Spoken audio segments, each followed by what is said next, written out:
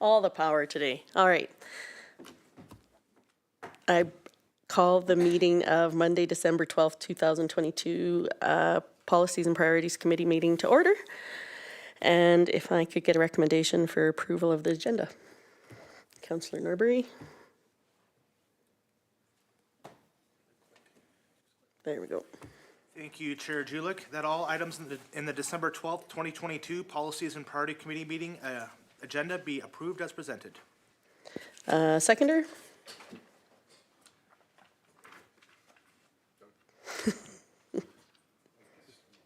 Oh, there we go. I'll second. I guess you want more than a hand up today? I do, please, because I'm learning all the things. Okay, will do. Okay. All in favor? All right. So adoption of the minutes, if I can get a recommendation for that. Councillor Norbury. Thank you, Chair Julik. That all items in the November 14th, 2022 Policies and Priority Committee meeting minutes be approved as presented. A seconder? Okay. Wrong side. Councillor Dussault. Yes. Oh, yes. I second. All in favor? All right, so we're off to presentations and delegations, and today we have the Tumbler Ridge Community Forest, Past and Bright Future. So Duncan McKellar and Al Kangas to present, and I also see Rob Mackay over there, so he must just be here for support. They're not letting you talk today? All right, so go ahead.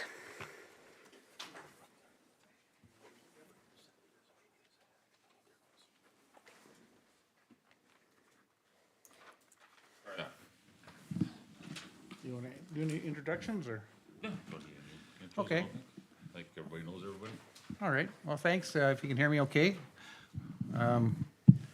Thanks for everybody, council and mayor, designated mayor to have us over tonight or to go over the community forest. Seeing as there's some new people on council, we thought we'd come and do a little presentation. It's sort of historical and what's in the future. So we'll see how it goes. I'll see if I can run this thing at the same time. Which button do I push there, young fella? The play button? Yeah, no, the other one is worn off. Where do I point? Turned on the side? I thought it was on, maybe not. There we go. There's a light. And point it somewhere? Should just be anywhere. Well, let you play with that while I keep on going here, because you guys all have the paperwork in front of you. So basically I did a, yeah, thanks, Al. Anytime. This is just a bit of details around the management practice of our community forest. Just so some folks may not know, it's area-based versus volume-based, like the major licensees that are around us here. So we have an area-based we look after. And we've done a lot of investments in the past 10 years. LiDAR, new forest inventories, spent a lot of investment money so we can manage it effectively. We always solicit local input from our staff. We fly the area annually, and if any of the council wants to go on a flight next spring, just let me know, and we have room usually for one or two people to take. We've been reforesting promptly all of our areas. We've harvested approximately 1,500 hectares so far, and we have 50 hectares or less that still need a little bit of planting, but we're right up to date. We do our ARC assessments on all blocks. We look after the ungulates as best we can by doing the management of the ungulate areas and whatever those areas request us to do. We're still targeting damaged stands first. We have some new area, which we'll talk about, but we hit the damaged stands first, just like you would in a garden. And we deactivate any blocks and plant them promptly. Well, it's been a 10-year project, but I'm here to say we finally got an expansion of our area to double the size. It was 20,000 hectares when we started 2011. And you can see some of the letters on how far back we went to try to get this expansion to make it make more economic sense. So 10 years from now, or 10 years ago, we started it, and it was approved in the next slide just a few days ago or a few weeks ago. That was a monumental effort. Just a few slides on that. Just just to sort of give some details, it was 20,000 AAC, now it's 43,000 AAC, or annual allowable cut, so we can harvest double what we did before. And the area's increased to almost double the size, almost 40,000 hectares. And there's a map in there as well to show you the areas. So the dotted line or the dashed line is our old area and the solid line is the new area. Yeah. So we added a whole bunch of area in between what sort of the southern part by the airport and the Core Lodge to town, that big area there. It's sort of in green there a bit. The green is a caribou sensitive area where we have to manage for caribou in there. The next slide is just a bit on community support over the years and the grant, our grant program, and just over the years what we've spent. We actually spent some dollars this year as well, even though we didn't harvest this year, because we didn't have our management plan approval. That took 2 years to approve. And the next slide is just grants in 2022. The board gets various grants. We don't always accept the grants as written. We sometimes ask for more information. Sometimes they're declined based on various reasons. The first few there, probably we would have approved those grants, but again, we had no income in 2022, so the board was concerned a little bit about, keeping the numbers low here. The next slide is just all the different groups that the community forest has funded over the years and grants and community support.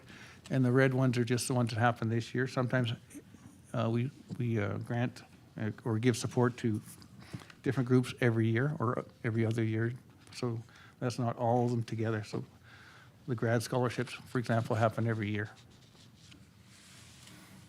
Am I going too fast? We okay?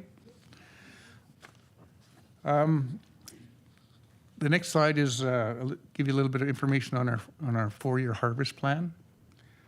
We're still waiting for this cutting permit approval to happen. I heard maybe this week we'll get it, so we might be harvesting this winter. We're just playing the market a bit. The market's gone way, way down, unfortunately.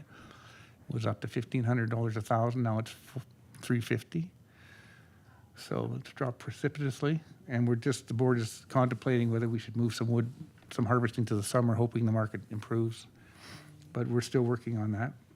It just shows the different cut blocks, and they are on maps if you really want to know the details of each one, with the volumes of it and when they're planned for harvest. So it is targeting now 43,000 meters a year, and the bottom there just as a kind of a figure to show what revenue you would make if you harvested that much. Now that revenue, when it says net revenue, that's not net revenue, including administration. Administration's on top of that. This is just what we would get from the sellers of the wood. So it is an estimate. I got $15 a meter there in pink, but it could be, we've had it as low as 11, as high as 21. So that's kind of the mid-range right there, just to give you an example of what the revenue would be that would come in, the net revenue. Yeah, if lumber prices were average, which they aren't right now. Yeah. So that's a number that the lumber company would give us for the wood that's been delivered to them. Does not have expenses taken off yet. And obligations like silviculture.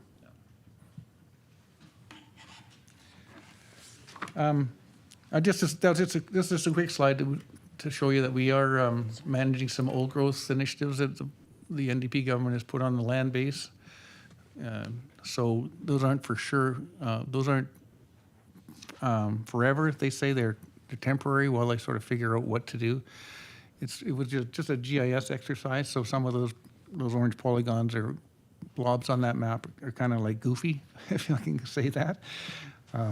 So we'll go around most of them and work with the ministry to try to, manage the old growth that's near those areas.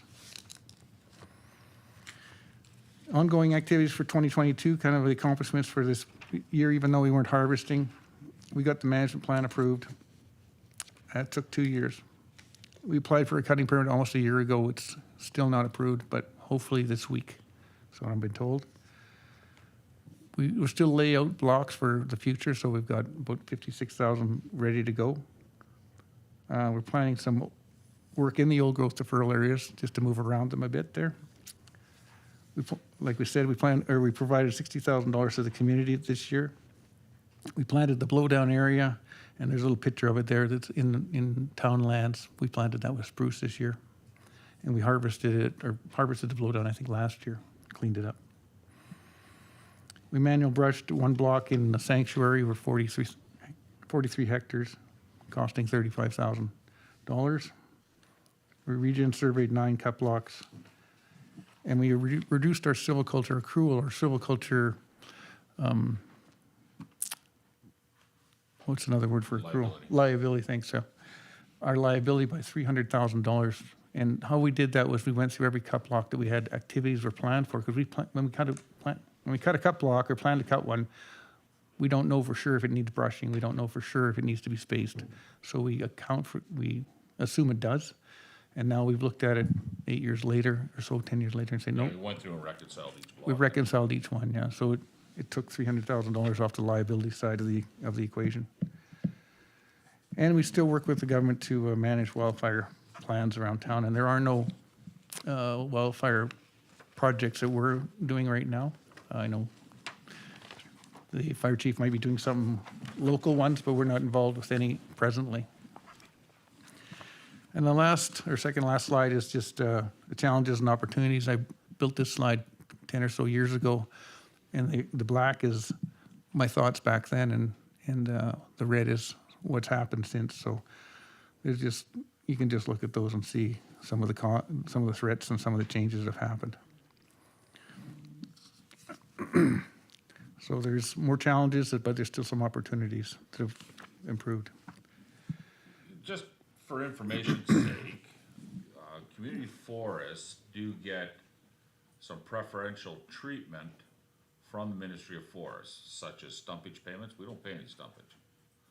There's a reason that we work so well and be able to produce money to be able to give back to the community is we do have some advantages from a cost standpoint that some of the major companies do not. Stumpage is one of them. We get a preferred rate on stumpage to what Canfor and West Fraser would have to pay. That's being reviewed right now by Ministry of Forests as to whether that's going to continue or not. So it's something that needs to be, there needs to be an ear on the ground with the Ministry of Forests on this, because it could be a huge revenue minus to the company. Just as And there's also some tax advantages that we get that the majors don't get because we are designated as community forest. So just an example to put in perspective as numbers go, a typical West Fraser or large company would pay anywhere from $30 to $60 a cubic meter for stumpage. We pay $4 to $8. So we have a dramatic advantage. The reason they do that is because we're so small, and if we do make money, of course, it goes out to communities. So that's kind of the concept. But it is under threat politically. Any questions you guys have? Councillor Norbury. Thank you, Chair Julik. So just so that you are aware, when we met at UBCM with the Ministry of Forests, we did advocate for the community forests on their behalf. Unfortunately, we did get a very political answer back. Like, we're working on it. We're looking into that. So just so you are, we have been trying to advocate for the community forest. Yeah. From a company standpoint, community forest company standpoint, we don't have a lot of pull.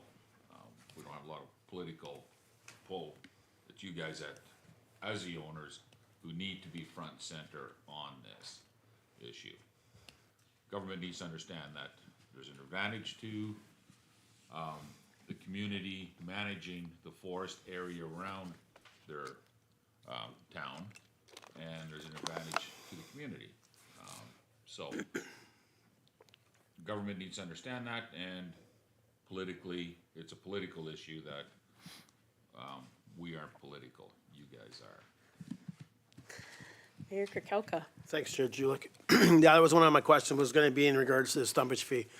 And Council Norbury's already brought it up. We definitely had our say at the UBCM when it came to stumpage fee and got the political response. But it doesn't mean that can't follow up. But also on that note, if you guys hear something, reach out. If we hear something, we'll reach out. But I think it's something that we can, again, target. We were told there was no decision made. They were still collecting information. And that our comments would definitely be taken back to the ministry before they made a decision. We're not, you know, obviously, we're concerned about the community forest, making sure that you guys can make funds available to our community. I mean, you can see the amount you guys have been contributing year after year. I mean, that comes down to the hard work of the board and stuff. So thanks to the board for what you guys are doing out there. No, appreciate that, thank you. That said, there is a fairly large community forest association in BC, so they've got their ear and nose into the issue. So we will find out the information, and we may find it out, but we will convey that to our owners as best we can in a timely fashion. Yeah, I was at the AGM for the BCCFA in November, I think it was, October, November, and this topic always comes up because it's front and center for them. For all 50-some community forests would not survive. Only a few large ones may survive. So it's a real dilemma for the government. So I heard the same thing, Daryl, that it's sort of quieted down. It's in the back burner of the stove at the moment, but you They will never pick know. up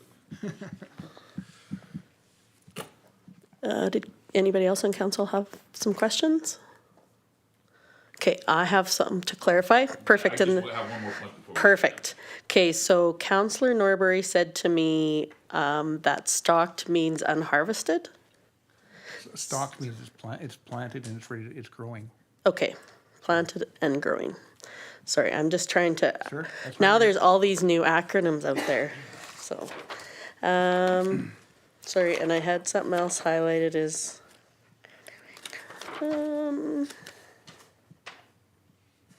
The pricing kind of caught me by surprise. That's a huge, and have you said historically it has not gone as low as 350? It has a couple, you know, over the last 2 decades, it's gone, I've heard 260, low as that, but we don't anticipate it going much lower, although I was talking to West Fraser this afternoon, and the log buyer there doesn't think it's gonna go up much, but, you know, he's trying to buy the logs at low prices, right? Right. And when you talked about the gross, like, so when you know on that chart, you talked about the net revenue, but you were saying that actually isn't net, that would be the gross. Okay, Yeah. And that needs to come off the It's, the reason I put net there is because the gross they buy it for, but then they subtract the harvest and the hauling cost. So it's net harvest cost, right? net, okay, It's not net, yeah. gotcha. And I'll ask him then, the next time you present, I'll ask again. And then I was wondering why the two logos. This is me as a new council member not quite understanding the difference. Is that just because you've switched them up, or? Yeah, we with the help of the community, the district, we came up with the new logo, which is on the right. The old logo was our original logo, so that was the 2012 kind of concept. And somewhere around 2017, we changed logos to match the community forest, or the district's logo. Oh, well, it's very nice. All right, that was all the questions I had, so please, I'll go ahead with. Okay, I have one point I'd like to bring to council's attention and for their consideration. Now, currently, there's a requirement for the board, the Community Forest Board, to be voted on annually by the owners, which are you guys up there, and criminal record checks performed annually. I'm not sure why that was put in place in the last couple of years, but it was.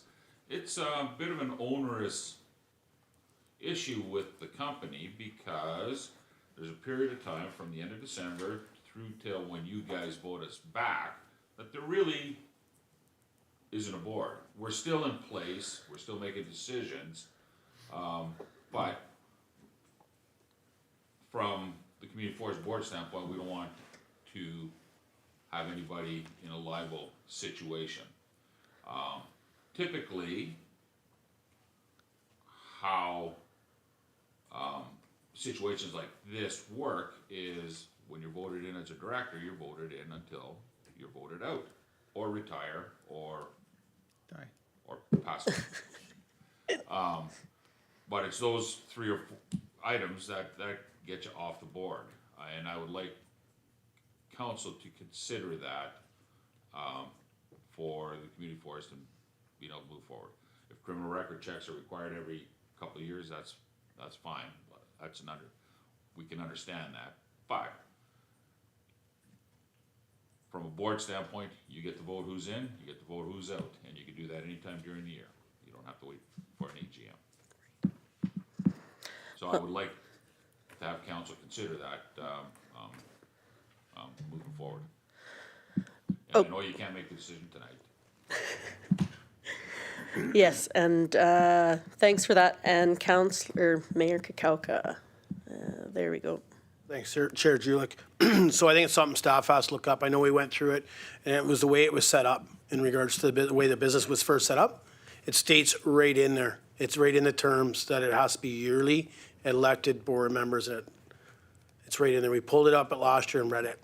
So I think it's just something we gotta give direction back to staff when our intern CAO is back, and maybe there's a way of changing that. We need to make sure when we change it, we're not doing something else. But it is in there. I know I brought it forward. It was one of the concerns at one of our shareholder meetings, so it was brought up forward and gone through. But it does state right in there, but it also states that the board is still in play until council makes a decision. It's also right in there. It's day-to-day business. It states right in that term. And that's fair. So, you know, if the community forest board is still there until council votes us back in, it just seems dumb. Redundant? And I think it's because of the way the corporation was set up. It is in that. Now, maybe there is a way of having, and again, have staff look at it. Maybe we can send it back to lawyers. Yeah. Again, and maybe there is a way of changing that, but it's the way that corporation was first set up when the community forest became, so. So to clarify, that's in the articles, Daryl? Thank you, Chair Julick. I don't want to say exact where it is. I know it was pointed out. My understanding it was shared with Duncan. My understanding it was shared to you in an email. I could be wrong. Yeah, I don't recall that, but I'll look in the articles too. Yeah, so it could be in there. And again, when Ms. Torval's back, we can have them pull it too. At another council meeting, we can give that direction. Mr. Curry or Mrs. Curry, can we write that? Cannot direct a question to, you just go to the CAO. This is Mr. Curry. Okay, sorry. Right. Learning the rules. Mr. Curry, are we able to write that down so it doesn't get lost? No. Chair Julick, yes, it should be captured in the minutes, and we will take care of that. Thank you. Well, I really appreciated the presentation, learned something, so that was nice. And thanks so much for coming out and giving us that information, because that's always good. And hopefully we'll be able to get back to you on those points. So good luck on the CP, because I learned that was cutting permit. Councillor Neuroberry did know that, so. But thanks again. Thank you.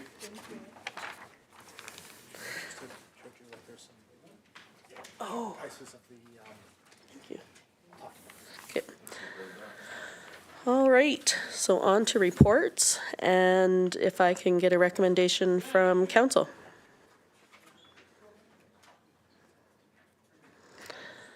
Oh, Councillor Dussault. Where are we here? Oh, lot expansion. Report dated December the 12th, 2022 from the Economic Development and Tourism Lot Expansion 12-month review for discussion. All right, so I missed a step, so here we are learning. So my role was to say lot expansion 12-month review, report dated December 12th, 2022 from the Director of Economic Development and Tourism for the lot expansion 12-month review for discussion. And then I'm looking for the recommendation from you. So recommendation that council receives this report for discussion. Seconded by Mayor Kakauka. And I was wondering if, at a reminder from Mayor Kakauka, this wasn't just me figuring this out because I'm not on it quite yet. But if staff could give us an overview before we have council ask a bunch of questions, maybe there'll be some stuff in there that you could tell us.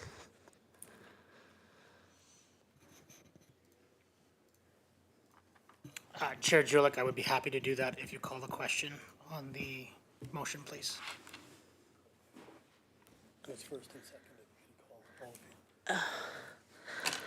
All right, so we had a seconder. Everyone's in favor? Thank you for keeping me on task, Mayor Kakalka and Mr. Curry.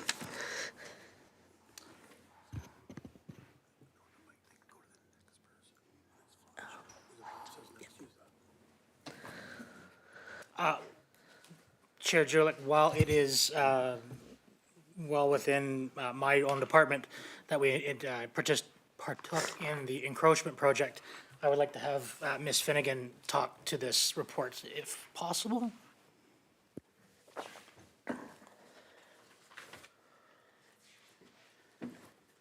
Chair, Mayor and Council, thank you very much. I will take the report as read, but I will highlight some of the history and stats in there. The timeline that's attached gives you an overview of where the discussion started with lot expansions that came forward to Council dating back to 2016. I went through various reports on iCompass and captured as much as I can just to give new Council just an overview of where the project started and where we're at today. So I will speak more to where I picked up the project, which was at the beginning of the year in January. I just wanted to clarify, in the background, I detailed that there is a potential of 304 subdivision applications potentially that could come up for review and that, or by request, and that's detailed on the map that was attached. I do have larger maps if anybody wants to have a look at that. I know the A4 doesn't always detail it. So just wanted to give you an overview. If everybody who was eligible in terms of having green space behind them came forward to Council for a subdivision, we would have a total of 304. We have not received 304 requests, thank goodness. So to date, we have received a total of 27 inquiries, and 20 have moved forward from staff report endorsement from Council to move forward into surveying and into purchase sales agreement. That equates to 6.5% of the potential that we have out there. So just wanted to highlight that. Again, if everybody came forward, that would leave us with 284 requests. Those 27 requirements have pretty well taken about 11 to 12 months to execute. You'll see in some of those details that we're only 2 sales agreements went through recently, which were carryover from last year. And I've got 3 now at legal stage, and 1 came through today out of those 3. So from start to finish, it's taking around 11 to 12 months to execute a subdivision request from a letter of intent, subdivision form, through to report to Council. Where it adds a lot more time is if we have a rezoning that has to happen. That rezoning has to then go through at least 4 council meetings because of the first, second, public, third reading, ministry approval, and then final endorsement. So just really wanted to give you an idea of the scope of the project. The potential value of the current sales, which is what we've got, the 27 on the books at the moment, would equate, if they all went through to final stage, plus minus $162,500.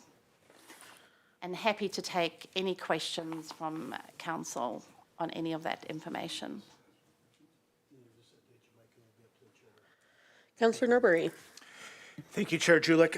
So I did have a question. So I'll pose it to you before I so it's not directly to staff. Do we know how much staff time we are spending on these individual lot expansions? Like how much would we say one lot expansion time is eaten up by staff? Like how much staff time does it take per lot expansion? Mr. Curry? Ms. Finnegan, if you could answer. Thank you. Am I good? Yep. Yeah. That's a good question, Councillor, and it's a question that I've asked myself many days in a row. I would broadly estimate over the last 11 months that I've been in this role that about 40% of my role right now is lot expansions. Councillor Norbury? So to add on that, 40% of our staff's time, and we've only had 3 so far this year? Is that correct? Mr. So- Curry? So that would be, the 40% would be preparing the rest of those, even though we've only got 3, up until now at the purchase sales agreement, we've got quite a lot in the chute already. So if I sort of break that down, when somebody comes through to the office and wants to talk about a letter of intent or what is possible at their property, that can potentially take an hour. Then preparing the report, preparing all the maps. We've now got a format or template that you would have seen in the last few council meetings, not with this council. I've got a few coming up 3rd of January where you'll see it all in play. But just preparing those maps and making sure that the information is as clear as possible takes some time. Jessie and my team works on the maps and the mapping, and I work on the report, making sure that all of our information, the plans, the sort of legal detail that relates to land title is in that report. It's become quite clear to me that this has going from land titles through to legal and conveyancing is quite a detailed job. And if it goes wrong, like in any house sale, right at the end where we have a purchase sales agreement, if it goes wrong, it's going to go wrong quite badly. So we're spending some time making sure that all of those facts, figures, the numbers are there. I'm working closely with legal. So for an example, we have a purchase sales agreement that hasn't reached the final stage yet because their legal and our legal are having conversations around some of the terms in the contract. So that's been bouncing around for 2 months. So that could be 2 emails a week, back and forth, back and forth. I feel once we've got these first 3 to 5 contracts over the line, that we will have a template and it should roll a lot more smoothly. There potentially could be ways that we could cut down some of that time next year. It might mean instead of each personal sale, if there's a rezoning, like if I use an example of,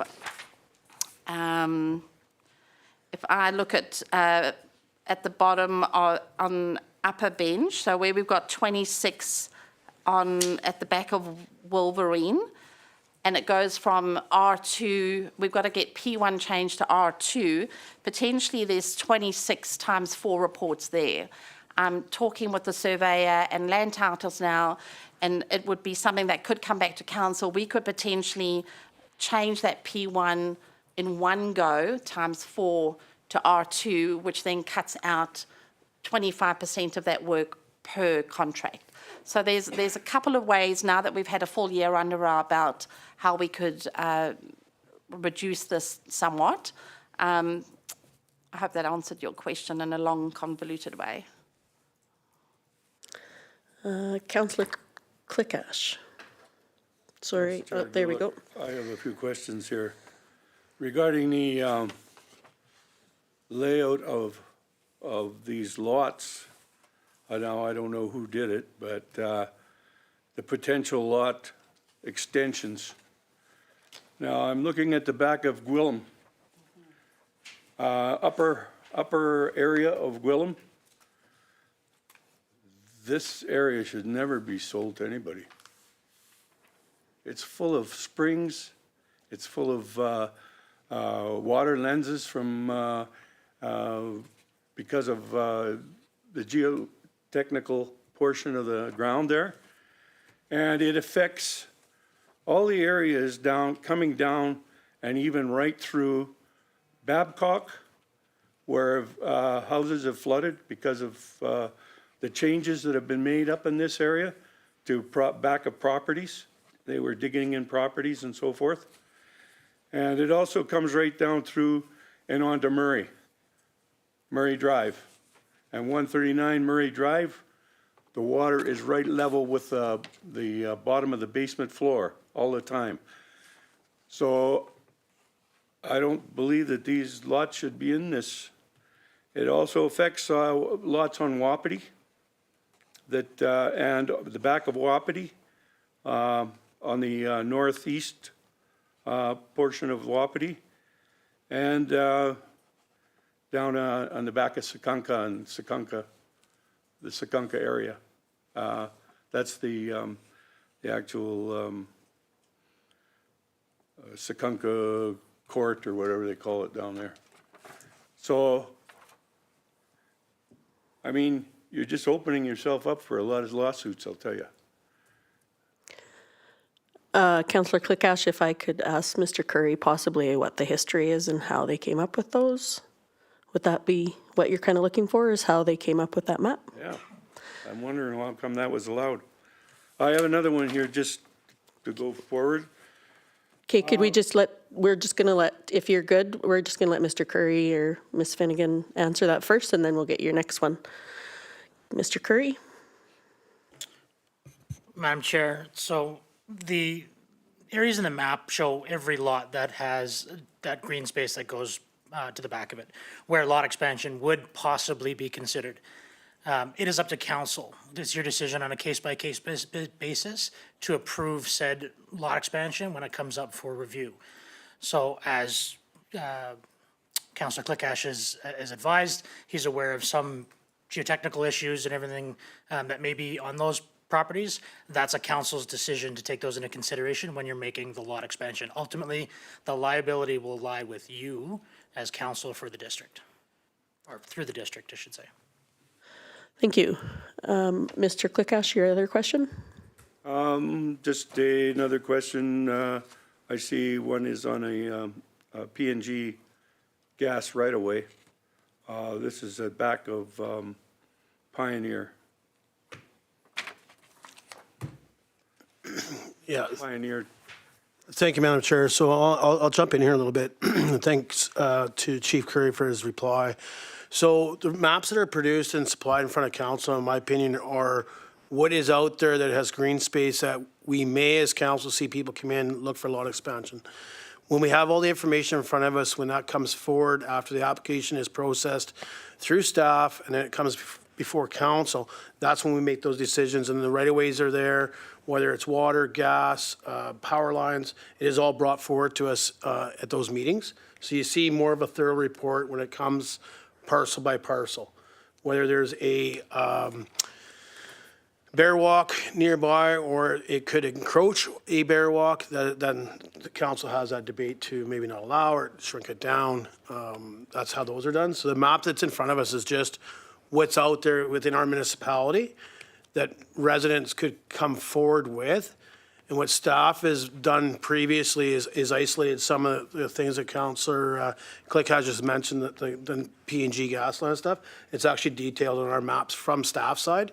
So I think they're just giving us an overview from what's happened in the last year in regards to our lot expansion that councils have approved, that council has seen, and then ask staff for some clarity in regards to our maps, right-of-ways, and I think that's what we're being supplied is, here's the overview of what we found. Now, I'll be honest with you, when it comes forward back to council, it's usually a more detailed map per property. See an overview of the property and all that. So staff has done a really, really good job. Sometimes we send back for better maps, don't take me wrong, but majority of the time, we're just looking for a different angle maybe. The majority of the time, the maps that come before council to make those decisions are very clear. So I shouldn't be answering. No, ask them, but I'm just, ask them. I'm just trying to help out. Discussion here.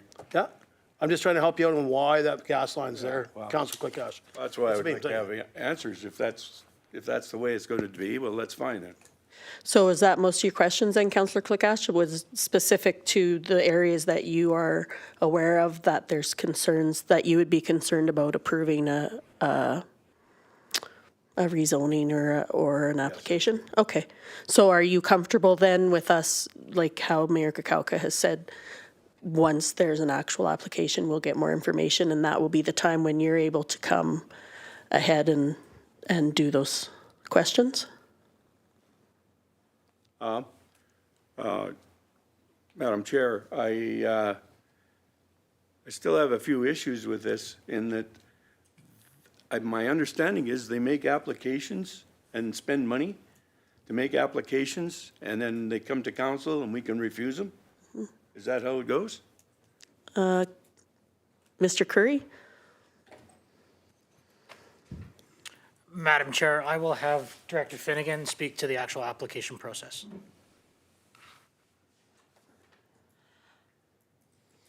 Thank you, Chair, Mayor and Council.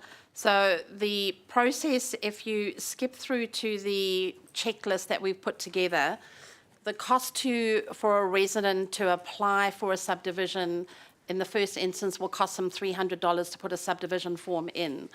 What we're finding is that first hour that I might spend with a landowner when they come through, we'll have a look at their property. If I know that a similar application came through, say, the previous week or the week before that was refused, I can give them that information and they can make an informed decision if they would still like to take it through to council for consideration. It's only once the report has then come through to council and if there's a collective that motion is carried, I go back to the landowner. At that point, they can then decide to go further on with the process, and that's where the costs come in, the surveyor, the notary, and all the other costs that come along with that, and potentially the rezoning.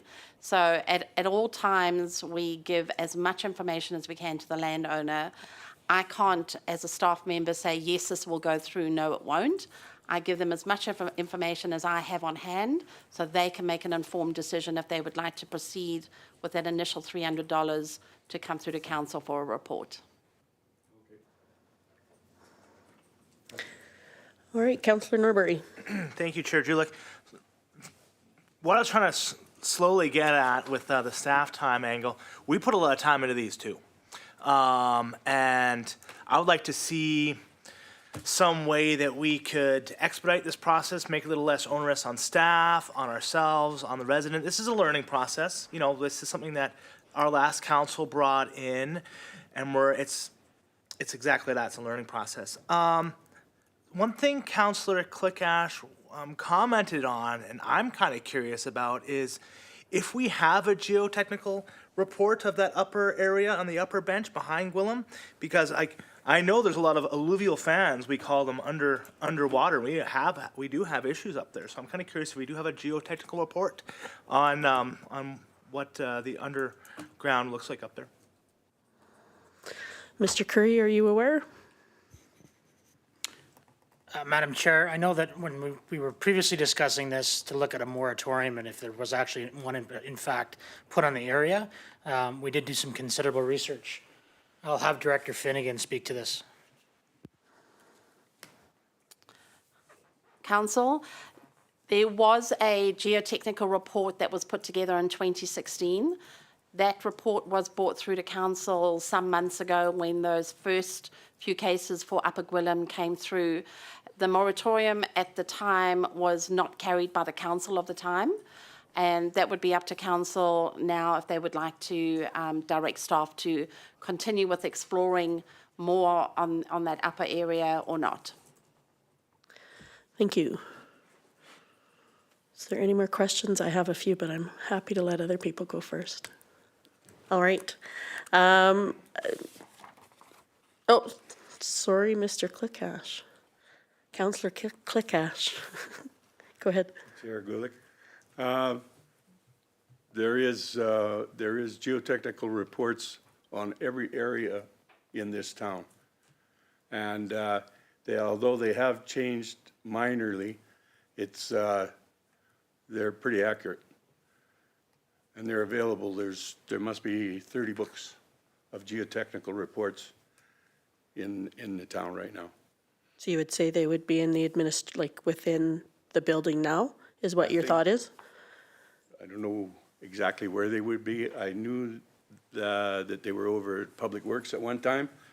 They were downstairs at another time, so they moved around a bit. Okay. Councillor Norbury. Thank you, Chair Julik. Thank you, Chair Julik. I would be interested in having staff take a look at that and bring it back to us, because my concern is if we know that there's these alluvial fans 5 feet under the surface, 10 feet under the surface, we should be letting people know that there's very limited ground disturbance should be allowed there, because we've learned on, I believe it's Kangas, we've always had that, well, not always, but we've had a large amount of water disturbance in an area, and that created a very bad situation for the residents, the owner of the property and the district, managing that because they were unaware of potential ground disturbance, and what effect that would have on the water situation. So, I think it's probably best that we have a motion so that we can direct staff. So, I would like to motion that staff bring back a report on potential ground disturbance issues behind Gwillem and from the geotechnical reports. Okay, a seconder? Councillor Dussault? Okay, discussion?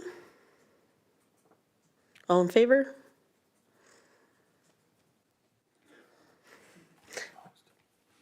Opposed? Sorry, I didn't put up my hand. I'm in favor. This is a lot of work, Mayor Kukoka. Carried. See? All right. Thank you. All right, so my questions, oh, sorry, Councillor Norbury has some more. I'd be happy to wait for yourself, Chair Julie. Okay.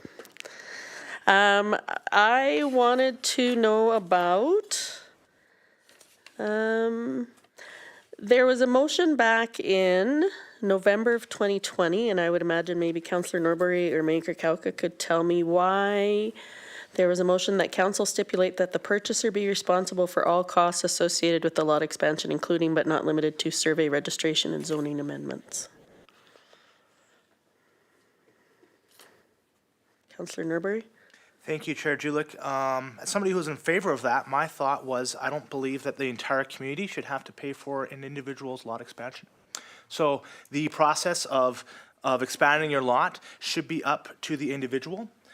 I don't think everybody else, like myself, my land is not applicable to be expanded, so I don't think it's fair to the average resident of Tumbler Ridge to bear that cost. I do have a line of questioning to try and reduce costs, I believe, to people who are looking at this, but it shouldn't come at the cost of everybody else, in my opinion.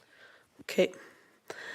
Yeah, I was just surprised to see that was defeated. And then the other question is on, in October 2021, that council approves the price of $2.69 per square foot is established for land sales for the purpose of residential lot expansions. Is that a hard and fast price, Mr. Curry, or is it?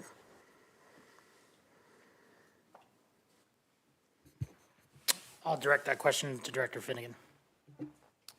Chair, Mayor and Council, so that price was determined by fair market value assessment, which we're governed by the Community Charter, and that applies to all lot expansions, and it was based on an appraisal by various land in the district. So yes, it's a hard and fast price at this point unless Council decides to have it revisited.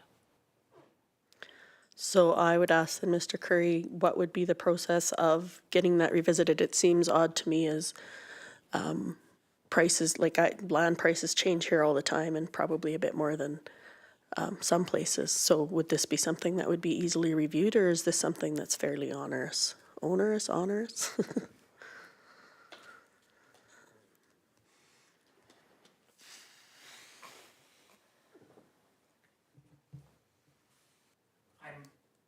I'm not actually sure, Madam Chair, so I'm going to rely on my staff to bail me out. There we go. Chair, Mayor and Council, I wasn't here when that first process was done. I've recently been involved with an appraiser and had one of the, some of the industrial land reappraised from a 2021 report, and there was no change in that appraisal. We can certainly, if directed, go back to the appraiser and just get it looked at again. Looking at the land values, yes, there have been ups and downs in Tumbler Ridge, but I think we haven't had the sugar spike that other areas have had, and you may well find that that price is still valid, but more than happy to be directed. So then, Mr. Curry, what I would say, is this something that we could bring back? I'm going to think on that for a minute. Councillor Norbury. Thank you, Chair Julich. So I believe I can help with that question you have. At one point, we were presented values and sale prices of empty lots in Tumbler Ridge, and that dollar amount per whatever, per square foot, was based on recent sale prices of lots in Tumbler Ridge. There were some high, there were some low, we sort of shot it down the middle. So just so you're aware, that's where, and I believe that was, not too long ago. I guess I would just like to have it somewhere, and that's why I stopped talking, because I don't know what it would look like, but I just feel like it would have to be something we wanted to revisit, and whether it was every couple of years, or if we left that up to the economic development officer to be aware of as maybe prices change, that they were like, okay, maybe we need to look at this price. I'd just like to make sure that we have it fair all the time. All right, so Councillor Norbury. Thank you, Chair Julik. We're, I guess, back to your previous comments about costs per square foot. One of the things that I do get back from residents is there is quite a bit of upfront cost before purchasing their properties. I think we understand the initial cost, the $300 application fee. This is a staff-heavy project at times, but when it comes to the surveyor cost, I was wondering if there was an opportunity that we could get, well, I think first off, we as a council need to sit down and look at, is this something we're going to continue? And if we're going to continue across the entirety of the community, perhaps we should look at what it would cost to survey a large swath of properties and build that into the cost per square foot to the people that are purchasing the property. Because I don't know how much surveyors cost. I don't know if we can get a deal by getting a large amount done, but $5,000 is a lot for the average resident for, sometimes they're purchasing $12,000 for property, right? So that's my question to staff, if that's an opportunity, or if anybody on council has any experience. All right, I'm going to ask Mayor Kakauka, how do we do this now? If I had a question specific to, or if I had a response to that question or another question, do I go first or do I go to Councillor Hoffman, who has pushed his button? Answer away. Oh, Sure, you can answer any one of us. oh, all right. Do you have the information? I don't actually have the information. What I was going to say is that I felt that number was here in the report for 4,000 to 5,500, so it gives people an approximation. And I guess for me, I would still say I would go back to how we talked earlier that the cost should be at the purchaser's choice. This is something that they want to do, and that's going to improve the value of their home. And so that's where I kind of sit on that. But I'm happy to ask Mr. Curry if you'd still like that information. Thank you, Chair Julik. So my thought is, sometimes we'll have multiple properties that are back to back or side by side. And if they're both paying $5,000 a piece, my thought was, it seems like we have an opportunity to save some residents money. This process is already here. I just think it's our diligence to try and find the cheapest way possible to do it for them. Okay, so Mr. Curry, I guess my question would be, is that possible for the Economic Development Office if that was to come in? If they were to come in at the same time, would that be something that we could do? Madam Chair, so the district doesn't set the price, obviously, for the surveying companies. We just set the requirement thereof. So it is quite common that if one property is expanding, we've seen it in the past where another one is expanding right next to it. And we encourage both property owners to consolidate and share travel costs and things like that. But at the end of the day, you could try a surveyor from Fort St. John or a surveyor from Grand Prairie or Dawson Creek. The district has little control over the prices that they set for them. I'll ask Ms. Finnegan if there's anything else. Thank you, yes. I've had several conversations with the most commonly used survey, I guess. There seems to be one that comes to town regularly that everybody is using. I've chatted to him about the price. Again, it's obviously an independent business and they've set their price according to market value. What he has explained to me, though, is, and it might answer Councillor Norbury's question, whether we can share the cost of the survey and get everything surveyed at the same time. that may not solve the problem, because at the back of every property, that cost is determined by how many pins they have to find or relocate. Some of the properties have not been surveyed since the 1980s, and the pins are either, the wooden pins are long gone, the rear pins are lost or have been moved.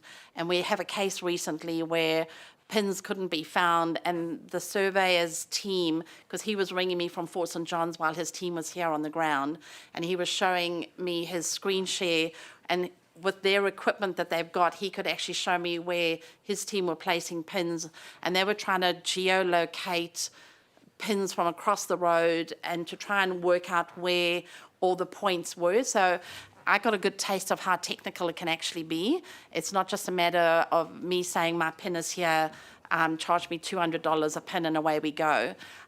Spending time redefining the boundaries. We have had several cases now where pins and boundaries are not where they should be, and it's uncovering some inaccuracies that are in town. What is the benefit of this process, even though that the residents are taking up that cost, is every time he has a map or resurveys a map and consolidates that map, it gets loaded up into BC Parcel Map, which actually it builds the general database, and it's starting to improve the overall data, not just for our town, but for other towns. So each surveyor, as they become more and more digital, we've got maps that we're using from 1980. Each time we get a new survey done, we're lifting up the quality of the boundaries, I guess. Thank you. All right, Councillor Hoffman. Thank you, Chair Julick. New to it, and from what I'm hearing, really, we need to just, from your expertise, from staff's expertise, is get a streamlined process as much as we can here. That's what I'm hearing here. As far as what an individual resident wants to spend to expand their property, that is literally up to them. I think if we get this going, we can even encourage people, like, here's the process, here's what it costs you, we're happy to do it for you. But if 40% of somebody's time is being spent on this, at some level, we're going to need to justify that cost. And I know that $300 an application for 27 applications is anywhere near that. I'm not suggesting we raise the price at this time, but I think we need to really decide on this process and how much time and effort we're going to spend on it. The value, I've heard that brought up, is to the individual resident. I think it's a great idea to just rezone what we're going to zone with the plan that individuals can do this to their property if they want an extra 10 or 8 or whatever 1,000 square feet. Well, aren't you lucky? You can now have a quarter-acre lot. Good for you. But as long as everybody has the same considerations, that's fine. We've rezoned. We're ready to go. Here's the process. It'll likely cost you roughly X amount, and go from there. And the last point I wanted to make is the pricing. This is not vacant lot pricing. We don't need, I understand using it as a basis. This is captive audience pricing. Like, whether we want to give people a break or charge more, that's up to us. This is not vacant lot. I just want to say I don't think that is the basis for what we should be looking at here. And as far as an average cost per with all the expenses, that's not our end. An individual resident gets to decide whether they want to go for this, and we decide if that's something that is reasonable within the town. And as I've stated many times before, I just want the process to be fair. So if it's not safe to do in the north side of Gwillem, then it's not safe to do for the north side of Gwillem. It's the same thing as if you're next to a bear walk or you're abutting another resident. So from what I'm hearing, I really would like to hear a staff report on what they feel could really streamline this process. I don't want any individual spending 40% of their time on one question in town. And for me, that's just it. We're going to need some more information. We decide to make your life a little bit easier and go from there. Thank you. All right, I would, Councillor Clickash. Yes, Chair Gulick, part of that cost is land registry too, and the fees on land registry are pretty high. That also is passed on to the provincial government for taxation purposes. So all this is all encompassed, so that's why the cost is there for a surveyor. And they do all that and also supply the maps to the town. All right. Councillor Norbury. Thank you, Chair Julick. I'd just like to make a comment to Councillor Hoffman. Like, we are bound by the community charter in how we can, I'm trying to think of the technical term, how we can sell land. We do have to have by set market value. Maybe we could look at what that set market value is, but there does need to be an evaluation tool, and we need to justify that. Because if we don't, we could be in breach of the community charter. So just need to be careful how we're expropriating this land. Thank you. Councillor Hoffman. Thank you, Chair Julick. Just to answer Councillor Norbury's, I wasn't suggesting that there's an open-ended, but I don't think using a vacant lot price is the basis for setting that price. I understand how it's the easiest and probably the quickest, but when you have one person that can be interested and that's it, you can justify a very different price than whether you leave an open vacant lot. So that's why I don't think we should bind ourselves to that. There are costs here, and I'm bringing that up as a potential of making up some of those costs on staff time for the person that's going to be getting 100% of the benefit of adding to their property. So not trying to answer this is what we should do, but I've heard that more than once now, that the vacant, I just don't think that's the baseline for the pricing. And whatever we do, we need to justify, of course. Thank you. All right, I have just maybe a couple of comments, and I just wanted to say I really appreciated the lot expansion steps checklist. I think that it's very inclusive, and I feel like I would feel confident if I had to come in and follow this checklist to get at it. I was a little surprised at the amount of staff time, so I guess my question would be, and I don't know that this is a question that has to be answered tonight, but I would be wondering from staff if they see the value in it still. Like, I absolutely see the value to the residents, but if that means we have to charge more to do that, I think that we need to look at that as a council, and maybe that's with the report. It sounds like Ms. Finnegan has some reports coming our way anyways, so maybe those will be included in there, because I just feel like that's a lot of staff time, and I know that they have other things to do besides land sales. So that would just be a comment on my end, and maybe that's something we bring up again. I guess I would ask Mr. Curry or Mayor Kakauka for guidance at this point. Yeah, I think something like that is, we've said it, right? This isn't being the staff selling it to council. Council came up with this concept and stuff, and we have to me, I live with it because I was part of the council that day. If we want to change things, that's up to us. But to see, or in my opinion, to ask council or a staff political question, I think they're gonna have a hard time answering that for you. Okay, But I think you'll see some, like, as you guys see these reports coming in, I think you'll actually see some of it, and we can get in more discussion then too. Like, when you see your first one, maybe that's where you'll get some more of the information, and then there'll be more questions from our side. okay. And we get clarity there. That'd be my opinion. Okay, because mostly what I'm concerned about is if it stays at 40%, I would not be in favor. So would you say at that point, then we would do like a notice of motion, or? Yeah, I think staff had mentioned how they're seeing it starting to streamline with some of the processes they've started to implement. So I think they've started that thing, and they've only been going at it for, I think Ms. Finnegan said, a year. So I think you gotta give them a chance to get through some of these to see where the corners can be cut from their side as well. I think that's what we're seeing. Okay. Councillor Norbury. Thank you, Chair Julick. And my comments would be, if we're finding this is taking up so much of our economic development officer's time, maybe we should be looking at, I guess that's not really our decision, but, you know, if we need to bring in somebody who's more specialized at small land development, like maybe it'd be worth us getting somebody who can do surveys or something. Just because I know Miss Finnegan is very good at what she does. I've experienced that myself, and I don't want to be bogged down in the lot expansion, because we can definitely use her services elsewhere, would be my thoughts. All right. Well, I'm comfortable to wait until I go through my first process and then check back and see if the Economic Development Department's finding it a little bit less time consuming. It looks like Ms. Finnegan has something that she'd like to say. Is that okay, Mr. Curry? Oh, Okay, Like, again, he's the only staff member we have. okay, Mr. Curry, what would I say at that point? That I saw your staff member put their hand up, or do I just ignore it? So we'll just pretend that Mrs. Finnegan is going, "Psst, chief," Okay, behind me, and if she's got something to add to it, I will. no, Red's on. Thank you, Chair, Mayor and Council. Obviously, being in economic development, we are solution-based, and there have already been a couple of solutions that I've been thinking about how to solve the 40% problem, or not a problem, challenge.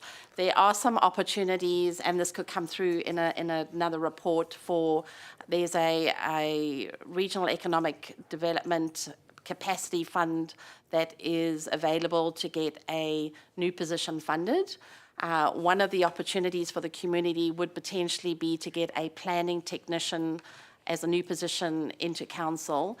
It would offer a younger member of the community, if they were thinking about doing surveying, I mean, how good would it be if we had our own surveyor in town? And it could be a 2-year position if we can get it as funded as much as possible, and it could become a sort of entry-level position in planning, whether it falls under public works or bylaws or ECDEV, to give somebody an opportunity to take this part of the job that we've now streamlined and move forward with it a little bit, and potentially also use some of their skills to digitize our mapping and actually get our planning and development. We don't have a planning and development team. With the rural residential and the new residential lots coming up, the 46 acres, Saddle Club, the next 5 years there will potentially be a lot more planning and developing that has to be done, that we could build somebody up into that role if they had some expertise in it. And again, it's something that we've learned how to do as a team, all of our expertise chucked in together. We have some strong support from our surveyors out there, and that could be a solution. awesome, thank you. All right, I don't see any more hands or any more green lights. So, on to 5.2, Recreation Pass Benefit Policy Admin 52, report dated December 12th, 2022 from the Interim Chief Administrative Officer, Director of Corporate Services, Recreation Pass Benefit Policy, Admin 52 for information and review. If I could have a recommendation. Councillor Norbury. I'd like to bring that up for discussion. Okay, so do we have to read the recommendation? I can. Yes, please. I'm going to change the recommendation that council brings up Recreation Pass Benefit Policy Admin 52 for discussion. Okay, a seconder for that? Councillor Noxana. Whoops, I'm hitting all the buttons. Any discussion? All in favor? Okay, We're discussing the policy now, sorry, that's what I'm doing my thing for, not that I have discussion about. I figured. So that was carried. I forgot that word. All right. So Councillor Noxana. So I am not in favor of council and mayor receiving this benefit. I'm not sure when it came up that it could be a benefit for people sitting at this table, but it's a significant bump in our, I don't know what you call, like our pay a year.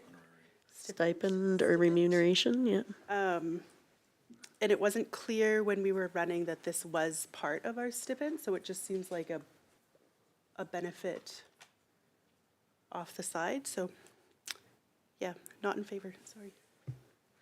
Are you just not in favor?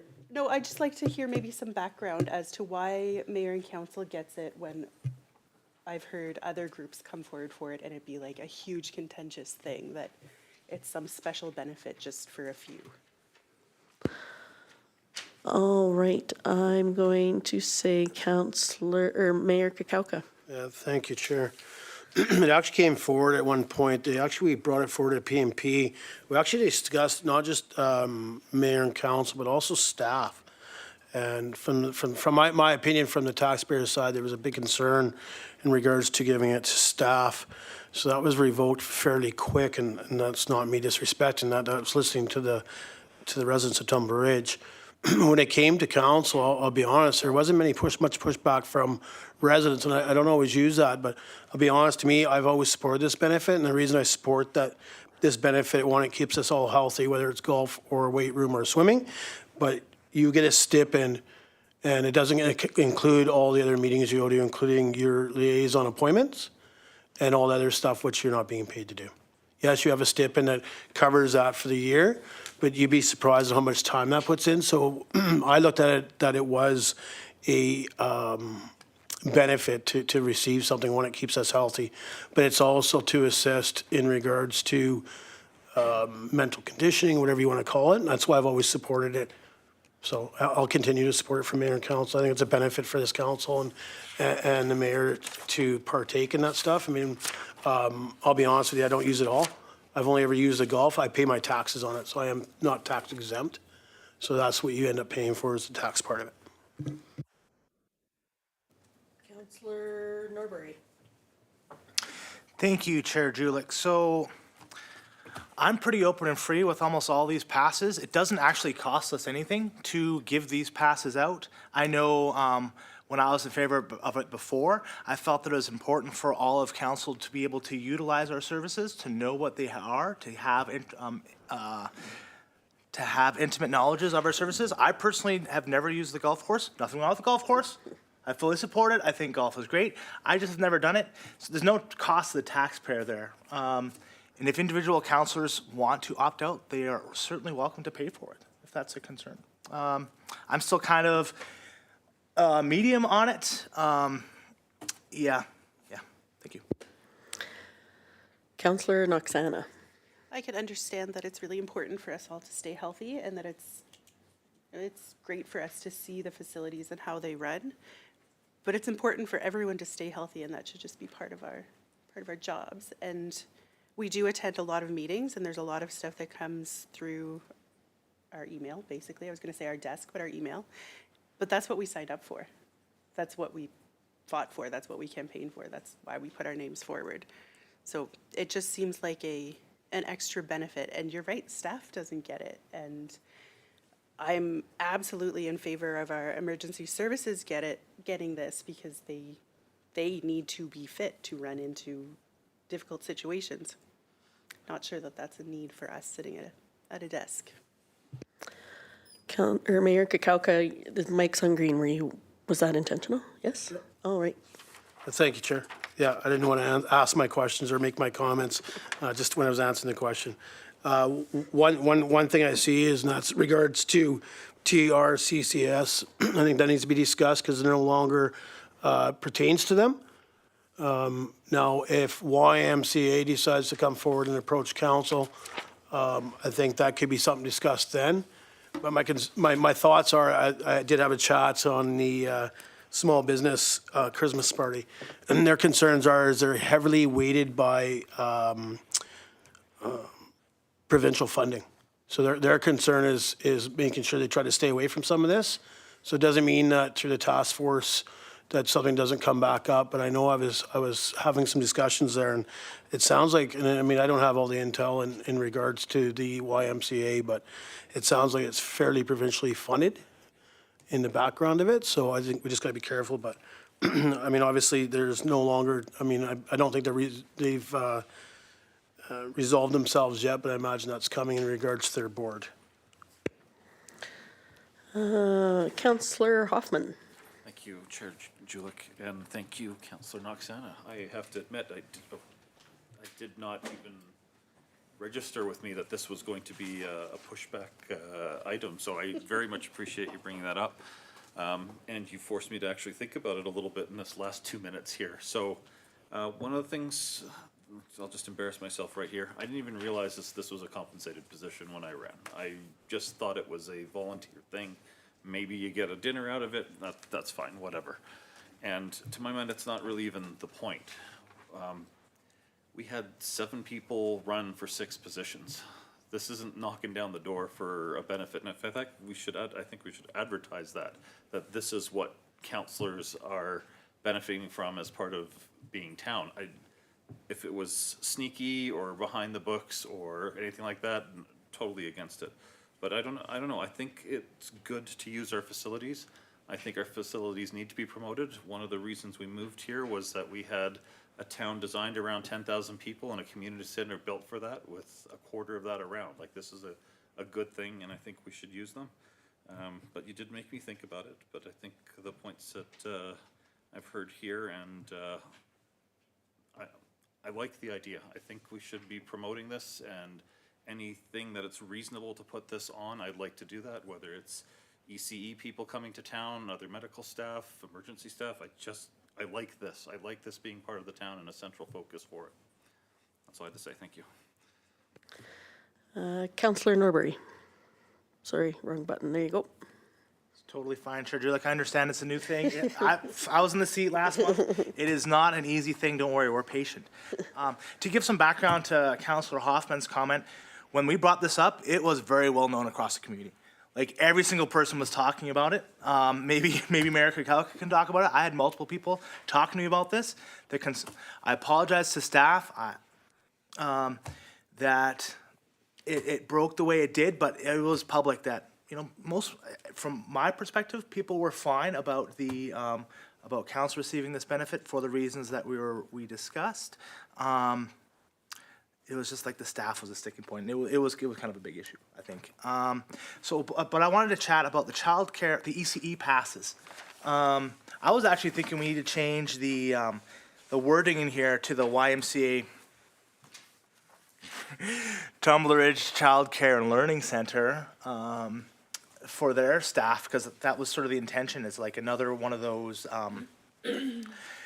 tools to bring in professionals. Like, that's what a lot of this other stuff is, like our emergency personnel, RCMP, healthcare staff. It's one more tool in the toolbox for us to attract and retain staff. I think we should still be working on that with our ECEs, because this is still a very needed profession in our community. Mayor Kukalka makes a great point, is how would this affect the subsidies that the YMCA is receiving? And I'll be happy to look into that if that's the concern, but I would like to see that continue for our professionals. Mayor Kukalka? Thank you, Chair Julick. Yeah, and I don't disagree with you, Councilor Norbury, but I think it needs to be removed until we hear back from the YMCA. We definitely need to remove the Tumbler Ridge Children's Society one. Right, we definitely need to remove that wording. Now, I think the task force can reach out through the YMCA at the board task force and then come back and it can be added. I'd just be worried about adding something into a policy and they're not supportive of it. I know you did reach out to TRCCS and they were supportive of it. The ECEs were supportive of it. The board was supportive of it. And I think that's when you add it. I think you need to make sure that with the YMCA not being board driven, we just need to make sure we're not stepping on toes by offering it or doing it. Like when we added the RCMP, search and rescue, the healthcare professionals, that was all reached out to them before we did it. We didn't just do it. Some approached us, like search and rescue actually approached the district, asking to be included, and that was, again, keep them in fit and stuff. So at this time, I'm going to put a motion on the floor that we remove TR Children's Center Society in regards to district community VIP access passes. Do I have a seconder for that motion? I second the motion. Any discussion? Councillor Hoffman. Thank you, Chair. Does that include, I just want to be clear, that includes both points here, not just the first section, that it's just in general including the EC professionals portion, not just the TRCCS? So both highlighted red points is what we're talking about here. I'm understanding from Mayor Kukalka that it's just the TRCCS. Okay, so it's not including the district will offer EC professionals and potential future candidates with EC qualifications. It is including that, is what I understand from Mayor Kakauka, until we get approval from the YMCA that it will not affect their funding and that they're in favor of that? Or that's what, sorry, this motion will take that out. The cease, like, everything in red will disappear. Thank you, that's the clarity I was looking for. Oops. Mr. Curry. Thank you, Madam Chair. So just as a point of clarity, not everything in red will go, because there's a section with the RCMP on the next page that is in red. So from a staff point of view, I would like to clarify that the motion would only dictate that the TR Children's Center Society section, both of those two red sections would be removed as this motion. I'm just seeking clarity on that, please. Mayor Kakauka? That is correct. That's why I read it as under the Children's Center Society, because it is all one motion. It's all been, it was actually added as one motion.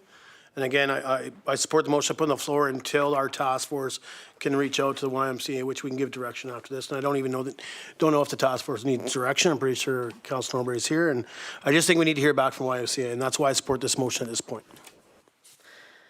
Councilor Norbury. Thank you, Chair Julick. I have my email up, ready to go. So I'll be sending something out. But with the motion specifically, I do have concerns about the second bullet point in red. Offer ECE professionals, potential future candidates with ECE qualifications. I would still like to see that as a potential recruitment tool for people that may be interested in opening up separate daycares. I understand the idea about the YMCA. We don't want to step on their toes, but I would love to be able to tell somebody, hey, if you want to open up a private daycare or nonprofit daycare in town, we'll let you use our gym so that you can work off some of that stress and not shake a baby. So I would not support it as it stands, because I'd like to see any ECE have that opportunity. Councilor Noxana. I would agree that we want to keep the second point, because it is a tool to retain ECEs, but is there a way to offer that to ECEs in town without it being under the TRCCS or YMCA umbrella? Until we get clarity from YMCA, is there a way to separate that? Mayor Kakauka. Thank you, Chair. So the reason I put it all on the floor is one, is that who do we require to prove that they're ECE professionals or potential future candidates? Are we asking staff to do that? And if that's the case, if we want to leave that in, I'd take an amendment, but then I'll be putting another motion on the floor that we have staff draw up a policy, because they'd have to have a policy to follow. So to me, when this motion was put forward, and Councilor Norbury, you'd have to correct me if I was wrong, because I wasn't here that night. But my understanding, it was to be done through the Children's Center. Understanding that, because then they are the ones that are overseeing it. It's like right now, the professional health services, it is actually Northern Health that oversees it. They send an email to staff, whether it's community center or the CAO, I'm not sure. Passes are drawn up as long as they meet the requirements. It's the same as our volunteer fire department or our fire association. It is the same as the RCMP, and it is definitely the same as search and rescue. Once that individual meets the criteria, whoever's in charge of the manager of search and rescue will send that to staff, whether it's, again, the CAO or another staff member, I don't know. So to me, when we leave that other part in here, we're relying on staff to police that with no policy on how they give out those passes or apply for passes. That'd be my concern. I'm just going to take my turn to talk before I bring it back to you, Councillor Norbury. I agree with Mayor Kakauka on this. I think that we need to work out some stuff with the YMCA and how, and I work out some things with YMCA, hear how they feel about that. And I also agree with Mayor Kakauka, how do you decide how that works? And if somebody's opening a private daycare, is it us? Like that would be a for-profit business, and at that point, is that what we want to encourage? Because I think then people could reasonably argue the other parts of why they should, as a business in town, get that. So I think that it muddies the water. So I'm in favor of Mayor Kakauka's motion, and I'll open the floor to you, Councillor Norbury.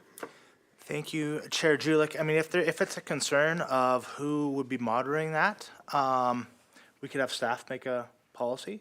But my vision behind it is if somebody has their ECE qualification, which can be a simple emailing of their certificate, and if they are working at a private center or they have a business license, I don't see it being that onerous. We could designate a counselor, we could designate it to the Child Care Task Force Chair. I don't see that being that onerous of an issue. And when it comes down to if we're assisting a private business, I think back, like, would our residents be that upset that we gave an added benefit so that they can have a childcare professional in town? Our community is screaming for us to do anything we possibly can, and I think this is anything we possibly can to attract professionals. So I will make a motion that we exclude the second bullet to Mayor Krakauka's motion that the district will offer ECE professionals and potential future candidates with ECE qualifications an annual community center VIP all access pass. Just to clarify, I'm saying that we're going to remove that part from the motion. I would say we already have a motion on the floor, so we can't have another motion into. Okay, you just said motion, you didn't say amendment. So you're making a motion to amend. I would need a seconder for that. Do we have a seconder? Councillor Noxana. Oh, and yeah, so now we have a discussion on that. And so I have Mr. Curry up next. Thank you, Madam Chair. I appreciate all of the discussion that's happening. This is great. I should just preface all of this by saying that any motions that are passed tonight do not actually become effective tonight. So this is essentially giving staff the ability to vary this and then bring it back in the next regular council meeting when available for an actual approval from council. So, I mean, the discussion is great. I'm very happy with all of what's going on here. We're taking lots of notes with it. This is exactly what we wanted out of this. Councillor Hoffman. Thank you, Chair. I have to say that I'm very sympathetic to the idea of adding a whole lot more people under qualifying groups or agencies and members, but I think that's where that point is going to belong in the end and however we word it. So to amend the motion and keep it as it is right now, I think is problematic. It's not clear on who's going to be qualified. If somebody opens up, reading that childcare, opens up a daycare, takes one kid and says, I'm planning on doing ECE, do we give them a pass now? So I think we're going to need to be a lot more specific and find a way to put point 2 into a qualifying group or agency or member, which personally I'm very, very much in favor of. In fact, I think council should keep in mind that this might be a measure that we're going to need for years to come to start drawing people from specific skill sets that we're going to need. And our facilities are nice, and if they're better than our neighbors, this might very well be the difference of getting that person to come here than them choosing somewhere else. So I just, as sympathetic as I am to it, I just don't see this wording surviving here and this policy working as is. I think it needs to be reworked to some degree, but I am very much would like to see it under a qualifying group in some shape, fashion, or form. Thank you. Mayor Krakauka. Thank you, Chair Julik. Yeah, and I appreciate Councilor Norbury putting in an amendment there. And again, I won't support it, and I think we just need clarity, some information to come back first, and then add it. Chief Curry had just mentioned, like, you know, honestly, we have a bit of time. I mean, yeah, we're trying to get some of this forward. So it comes to a regular meeting, and he mentioned that. But I mean, we do have time to add it there. And I understand you'll reach out fairly quick, but we can get that information back to council via email or however you decide to communicate with us. But I just want some clarity first there. And I just want to make sure we're doing that part right. One, we're not stepping on the toes of the YMCA. And I understand when you talk about other professions coming to town in regards to opening up an ECE or day homes or whatever. I think we got to tread that. I think personally, I would tread that lightly. And again, that could look like we are supporting one private sector over another. And I think we got to be careful how we do that. Doesn't mean I wouldn't support something like that, but we just need to be careful. Myself, I think we have to be very careful how we support a for-profit and a non-for-profit when it comes to organizations. Realizing how important the ECEs are to our community and to our families. And that's why I would look at that, even if it was a for-profit day home or daycare that came into the community. Councillor Norbury. Thank you, Chair Julik. So, very good comments. After hearing comments, I think I'll be voting against my amendment. Good points. I think after this, we should discuss how we can formulate a set of criteria and how we can distribute this fairly amongst DCEs. So, thank you to my fellow councillors. All right, so I will call the question to the motion of the amendment. All in favor? All opposed? The motion is defeated. So we're back to the motion to remove the TRCCS until we get some answers back. And so all the red on page 32 and 33. Is there any more discussion on that? All right, so I'll call the question. All in favor? Any opposed? Carried. All right.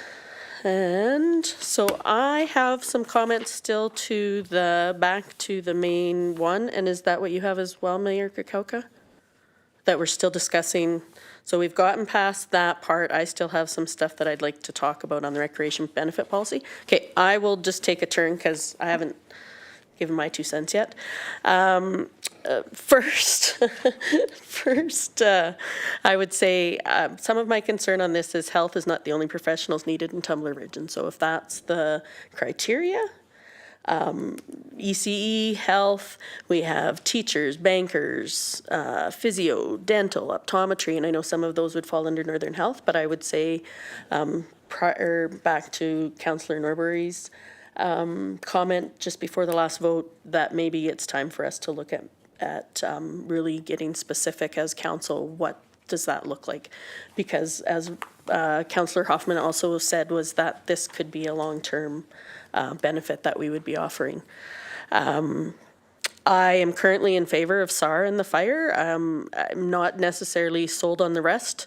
RCMP probably, mostly what I wanted to get to is like Councillor Noxana said, when you take the value of this, and this is just going based on the adult pass of $267.75 times 3, plus the VIP golf membership of $653. That's a 10% increase in salary for council, and that would be about a 5% increase for mayor. From what I can tell, when I went sleuthing this afternoon, that doesn't show anywhere. Like it doesn't, there's no transparency there. So when we go to the SOFI report, pardon me, it shows our stipend or our remuneration and it shows our expenses, but nowhere in there does it say if I took that $1,400 benefit that I'm getting taxed on or not. And I'm not clear if I, as council, can say that I want a couples pass for $11.32 as a golf membership, or if I could do the family pass. So that amount would change per council. And so for me, I don't see that we have any transparency there as council, because nowhere can I tell in the SOFI report is it reported. If it was reported, I think I would be a little bit more in favor, because then it would be there. I also think that it would have to be listed within, when you run for council, that this is a possible benefit. The same as we don't have it listed for cell phones. And frankly, I feel that that's more of a cost and a possible hardship to somebody on council, possibly cell phones and internet service within their homes. Like the extra cost for that, maybe somebody doesn't have internet and so they have to do that. So I would rather maybe talk around that a bit. So I'm also in favor of doing a little bit more looking, and at this point, actually taking out council until I could get some clarity on that. And those are that's my 2 cents. And Mayor Krakauka. Thanks, Chair Julie. So it actually is just the mayor or the councillor. It has nothing to do with our families. So our spouses or our children are not included in this. It was brought forward again just for mayor and council. So how it's reported by staff, I'm unclear. I know through the CRA, it's a taxable benefit. So if you decide to pick either or, you pay the taxes on it, so it's a taxable benefit. If you pick neither, then obviously you don't pay. You're not having to get them. Again, I fully support it. I know when I talk to, I'm not going to say every resident in Tumbler because that's probably untrue, but most, again, Councilor already mentioned, had no concern. Again, and this has never been hidden. This policy in regards to access passes has come forward a minimum once a year. We have a discussion, or if we add groups to it, so it's never been hidden. So whether it's properly advertised, that I'm not sure of, but where it shows up in the SOFA report, that would have to be staff, if they even have an understanding of where they submit that. You mentioned cell phones. I know some may put in for cell phone. I do not. Again, I'm not sure where staff records that you're getting a stipend for your cell phone. Again, I'm not sure if Chief Curry would know, but that would be up to you if you want to direct that question. I'll just make a couple more comments before, if I may. So you can see the other changes are on page 34. And in regards to members of the RCMP, pertains to our RCMP officers and their immediate family members. Previously, we removed a couple things, and this one was one that got missed. So previously on the Fire Association side, it is the community center is all access pass for themselves and their family. In regards to the Fire Department Association, it is just a firefighter for golf. And it did have family in there, which was removed, and then at that point they removed the ones off the RCMP as well as the healthcare professional staff, which was re-added back, and this one was just missed to be adding back. That's why it's in front of you. Thank you, Mayor Kukoka. Councillor Noxana. I'd like to look at the qualifying groups as well. As Councillor Hoffman said, we could add a whole bunch to this as this council, as we're talking about this. There's so many groups in town that are just desperate for employees. When you talk about the school, they have, I don't know how many positions filled by people on a letter of permission, which doesn't mean they're bad teachers, but if we can encourage teachers to move to town, great. If we can encourage fully qualified ECEs to move to town with this, great. That is absolutely something I would be in favor of looking at. That's all I got. That's it. Councillor Norbury. Thank you, Chair Julik. Since we're on now the qualifying groups, there was some concerns that I had, like where maybe Mayor Kukalka could, explain it to me better when we made this policy, but like it doesn't, with the group's family members, it seems like we might, like some people, their family do get it, some they don't, and I was kind of thinking it should be a little more fair amongst all groups, like with the exception of mayor and council, I don't think our family should be able to get the benefits. Sorry, Lindsay. But, like with the firefighters and the BC ambulance for, say, like the golf passes, the healthcare professionals, nope, they don't get it. They do? They do, yeah. So, my thought would be like BC ambulance, maybe their family should. And my thoughts are, if we're bringing in their family is usually coming with them. It's a part and parcel thing. I think we should be offering it to their families as well. If their whole family is moving, just an extra added benefit because that's who they're going to be going golfing with, right? Or they're going to be the RCMP members. I don't know if it was RCMP specifically, but there were concerns like they're new, they're a transplant to the community. They don't have anyone to go with. They'd like to take their spouse to go with them or their kid. And I would like to see, I think we should just have it straight across the board, like their families should be included. For these memberships. Maybe Mayor Kukalka can set me straight in why we set this. I'm just not 100% sure why. Mayor Kukalka?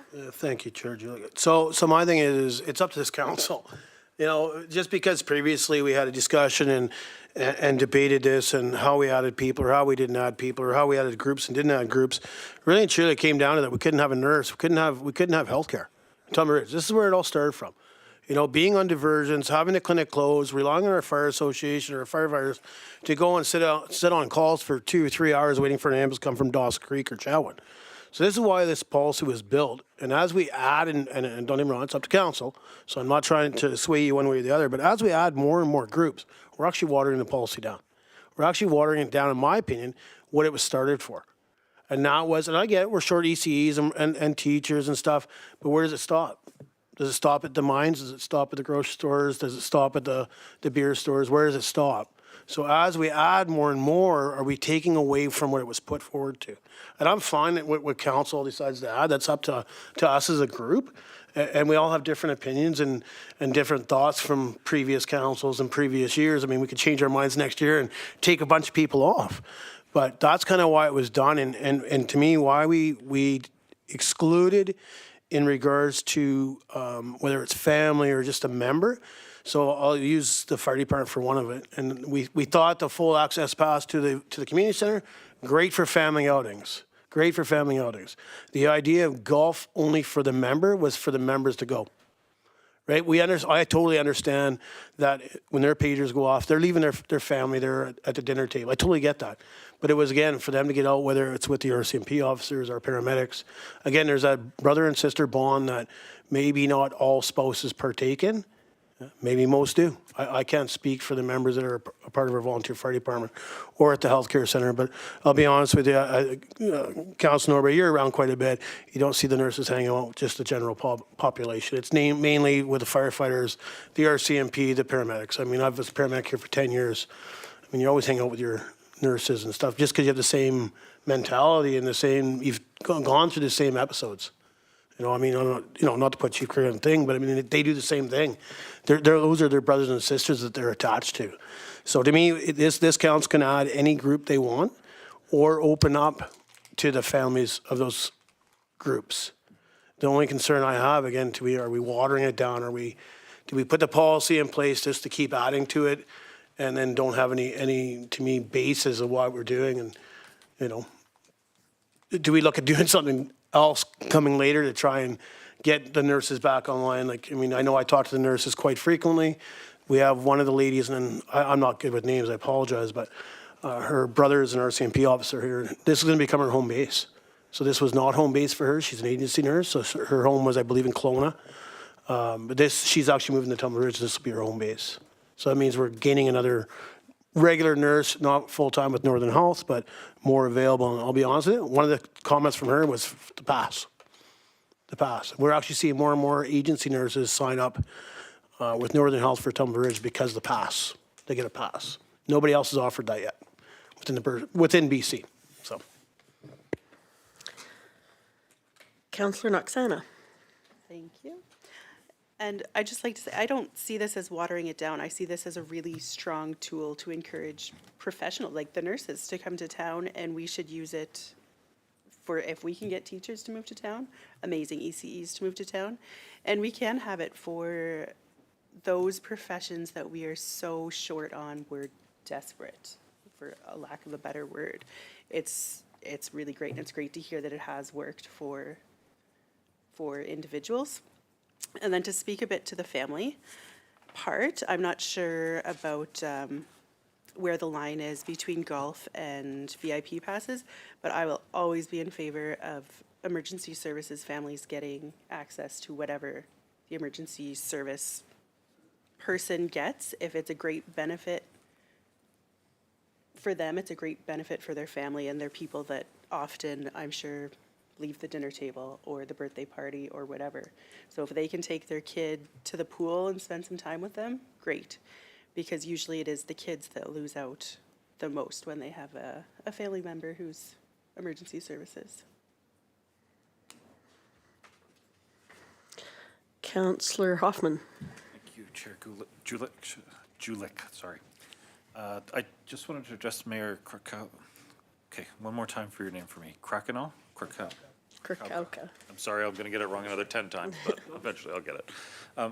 I'm having trouble with the concept of how this gets watered down by adding more people, because when I look at it as a recruiting tool, I don't see somebody going, well, who else in town has this? What else? What do I get that they don't have? I see it as a future necessary recruiting tool. And I think in the end, we're going to have to figure out more ways besides all access passes and golf memberships to draw people to town. And I agree that I don't want it to be everybody town gets it and now the town is running a free community center with all things to it and a free golf course with all things to it, at this point at least. But I'm not clear on the idea on how this is watered down because more people are getting to it. So I'm just trying to follow that reasoning. Councillor Norbury. Thank you, Chair Julick. So I'd like to make a motion, because I think we should be adding clarity to staff, not just talking. So I'd like to make the motion that we add family to all groups on the VIP access passes and golf memberships, excluding family members of mayor and council. All right, do I have a seconder for that motion? Councillor Dussault. I second the motion. Any discussion? Councillor Norbury. Thank you, Chair Julick. Just to be clear, I think it's one of those things we should just have fair across the board when it comes to these groups. Some families get it, some don't. I see them all as very highly needed in our community, and I want to see them enjoy our facilities with their family members because your family is a big part of why you're here as well. I want to keep them happy as well.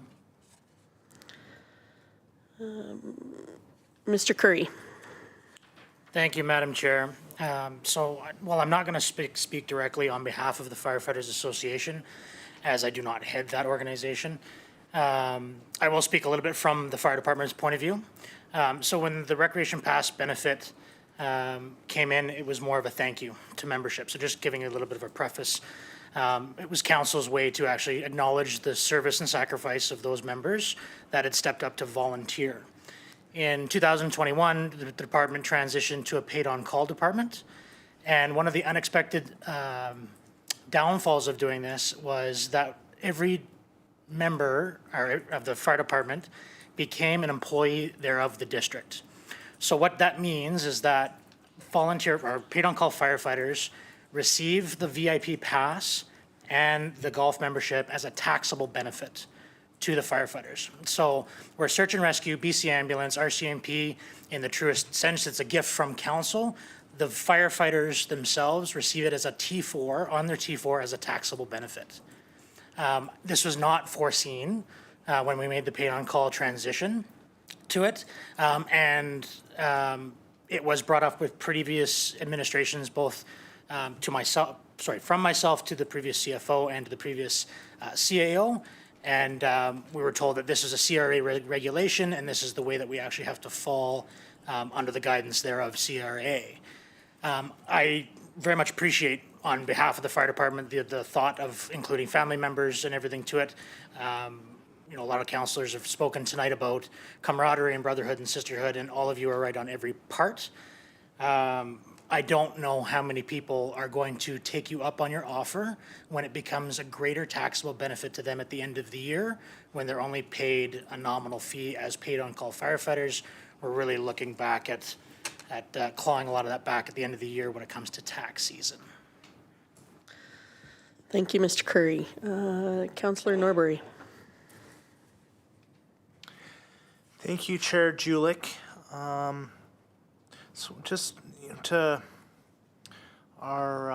Chief Curry's comments, I'm just kind of curious how much that would affect their taxes.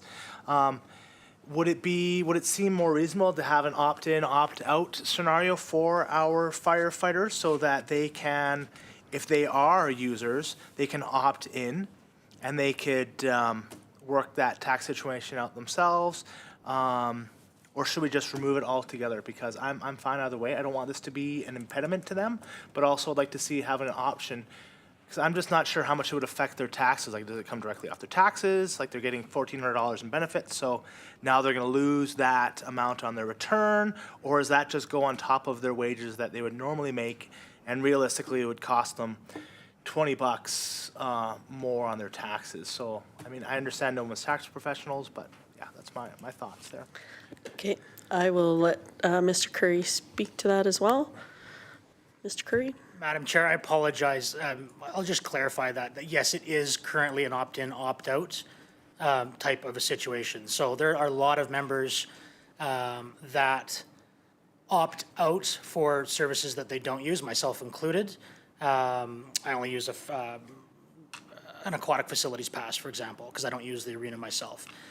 So we are able to get a family pass that happens with that. And firefighters there can opt in, opt out, whatever they want. We have lots of firefighters that opt into nothing, which is unfortunate because they only opt into nothing because it's a taxable benefit. And it's not like how it was when we were a volunteer. We went to the association.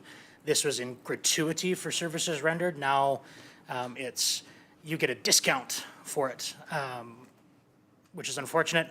I should add one other unforeseen situation. If any of us have spouses that work for the municipality, and when we talk about the VIP pass benefit, if that spouse gets the benefit, say, of the gym, and they are a district employee, they also get taxed on their T4 at the end of the year with a taxable benefit thereof. We have that in two situations where the benefit is a taxable benefit. So the VIP pass is a taxable benefit in the eyes of CRA. So just because you are a spouse of a firefighter and you work for the district, now that becomes a taxable benefit to you, even though you are, as long as you opt in or out. I hope I didn't confuse that anymore with kind of going around. So to clarify, so you have a spouse that works for the district of Tumbler Ridge, so does it become taxable for your spouse? That is correct. So if my spouse was to take a gym membership, it becomes a taxable benefit to that individual. If I get a family pass, it does not, because all of the taxable benefit is on me as the said individual with a family pass. Thank you, Mr. Curry. Or Mayor Kakauka. Thanks, Chair Julie. Thank you very much to Chief Curry for that. I was about to bring that forward, but I think there's later discussion in regards to the fire department, in regards to CRA and stuff. I've been trying to do some research of my own when I heard about it from a member, which I was going to bring forward during budget. But the other comment I'll make is Tumbler Ridge Search and Rescue, and when they approached council, they wanted it for their member and their member only. That was specific from Search and Rescue. So again, I appreciate my Councillor Noberry, but I will not support this because when we have organizations that come forward and say this is, they're asking this for their members and this is the reason, and they're only asking for their member. Again, I think that's what they wanted. I think it's a come join the Search and Rescue, and when you're in good standing, this is what you get as a benefit. Not your whole family gets it. They're trying. That's my read into that one. And sure, I don't have Search and Rescue here to ask that question to, but I know I've reached out to them when this first started up to see how it was working from their side. They seemed very happy, and as we add more and more to it, I know I use the watering down to the policy, and I apologize to council for maybe using. I have, I guess, a different terminology, but I think that more and more you add to it, it does kind of, from my opinion. I mean, I guess I was one of the people that were here when it first started. So I know why it started, and we keep adding more and more groups. And I'm not saying that's a bad thing. Again, that's up to this council, and whether you support it or don't support it, that'll be up to the vote. But at this time, we will not support the motion on the floor. Thank you, Mayor Kakauka. When looking back while we were discussing this, the only group that is that receives the all-access passes that does not receive the golf pass is Search and Rescue. Just to make that clear when you look, every other group that's listed in here is under both, besides Search and Rescue. And I guess I feel like we kind of need to take a pause. For me, as somebody new, I would like to take a pause and say, I need to get a little bit clearer on this. Like I appreciate that it would come to another council meeting so that there could be some more discussion. And I would say we've been discussing this for a good 25 minutes. I meant to write it down when we got started because I knew it was going to be a topic. I just feel that the clarity on why, and I feel like there needs to be a reasoning possibly for each one. I don't know. And I think that's why I didn't want to necessarily push it through tonight or not revisit it, because I think you know, when we talk about teachers, I know that that would have to be something that went back to the school district due to collective agreements and all that stuff, but it makes me curious as to where we would stop and would we have a stop, and maybe previous council had that discussion, but I don't think we as a council have had that discussion with everybody's opinions for me to even make a really good educated guess on this. So I will be voting against this motion simply because I think that we need to take a pause and relook at all of it. Councillor Norbury. You know, fair enough, Chair Julik. I can appreciate your sentiment there. My thought is fairness, right? Some family members get it, some don't. You know, when it comes down to time, we're talking about, I think, a serious issue, and time should not come into play when we're having this discussion. This is what this meeting is for, to come in and have these large discussions. I'm making these motions because we need to have clarity with staff. If this is something council's not in favor of, fair enough, I get it. But I think we do need to make a decision, and we need to be prepared when we come to these meetings to have these discussions. So I'm still in favor of it. I think for me, I just want fairness across everybody. I don't think it's fair that the RCMP family members get the VIP pass, ambulance, not, so healthcare professional staff do, firefighter association does, search and rescue doesn't. You know, that's an opt-in, opt-out scenario. They can opt out. I get it. And on the other side, our firefighter association, their family members don't. I just think it should be, and the ambulance staff don't get the golf memberships. I just would like to see it fair across the board rather than us have to give rationale. Well, these get it and these don't. And then we have to try and remember all these reasons why they don't. If they can opt out, I'd just like to see it simplified for us. Yeah, that's where I'm at. And with that reasoning, I see where you're coming from. I guess for me then, what I will be looking for in the future, and I don't know if I'm ready to make a motion tonight just because I think it would be on the fly and I never think that's a good idea. With that information and that opinion, I guess I would be voting in favor of this tonight. So is there any more discussion before I call the question? All right, all in favor of... Can I get you to read your motion again, Councillor Norbury, so we all know what we're voting on? Or Mr. Curry, or somebody who has it written down? The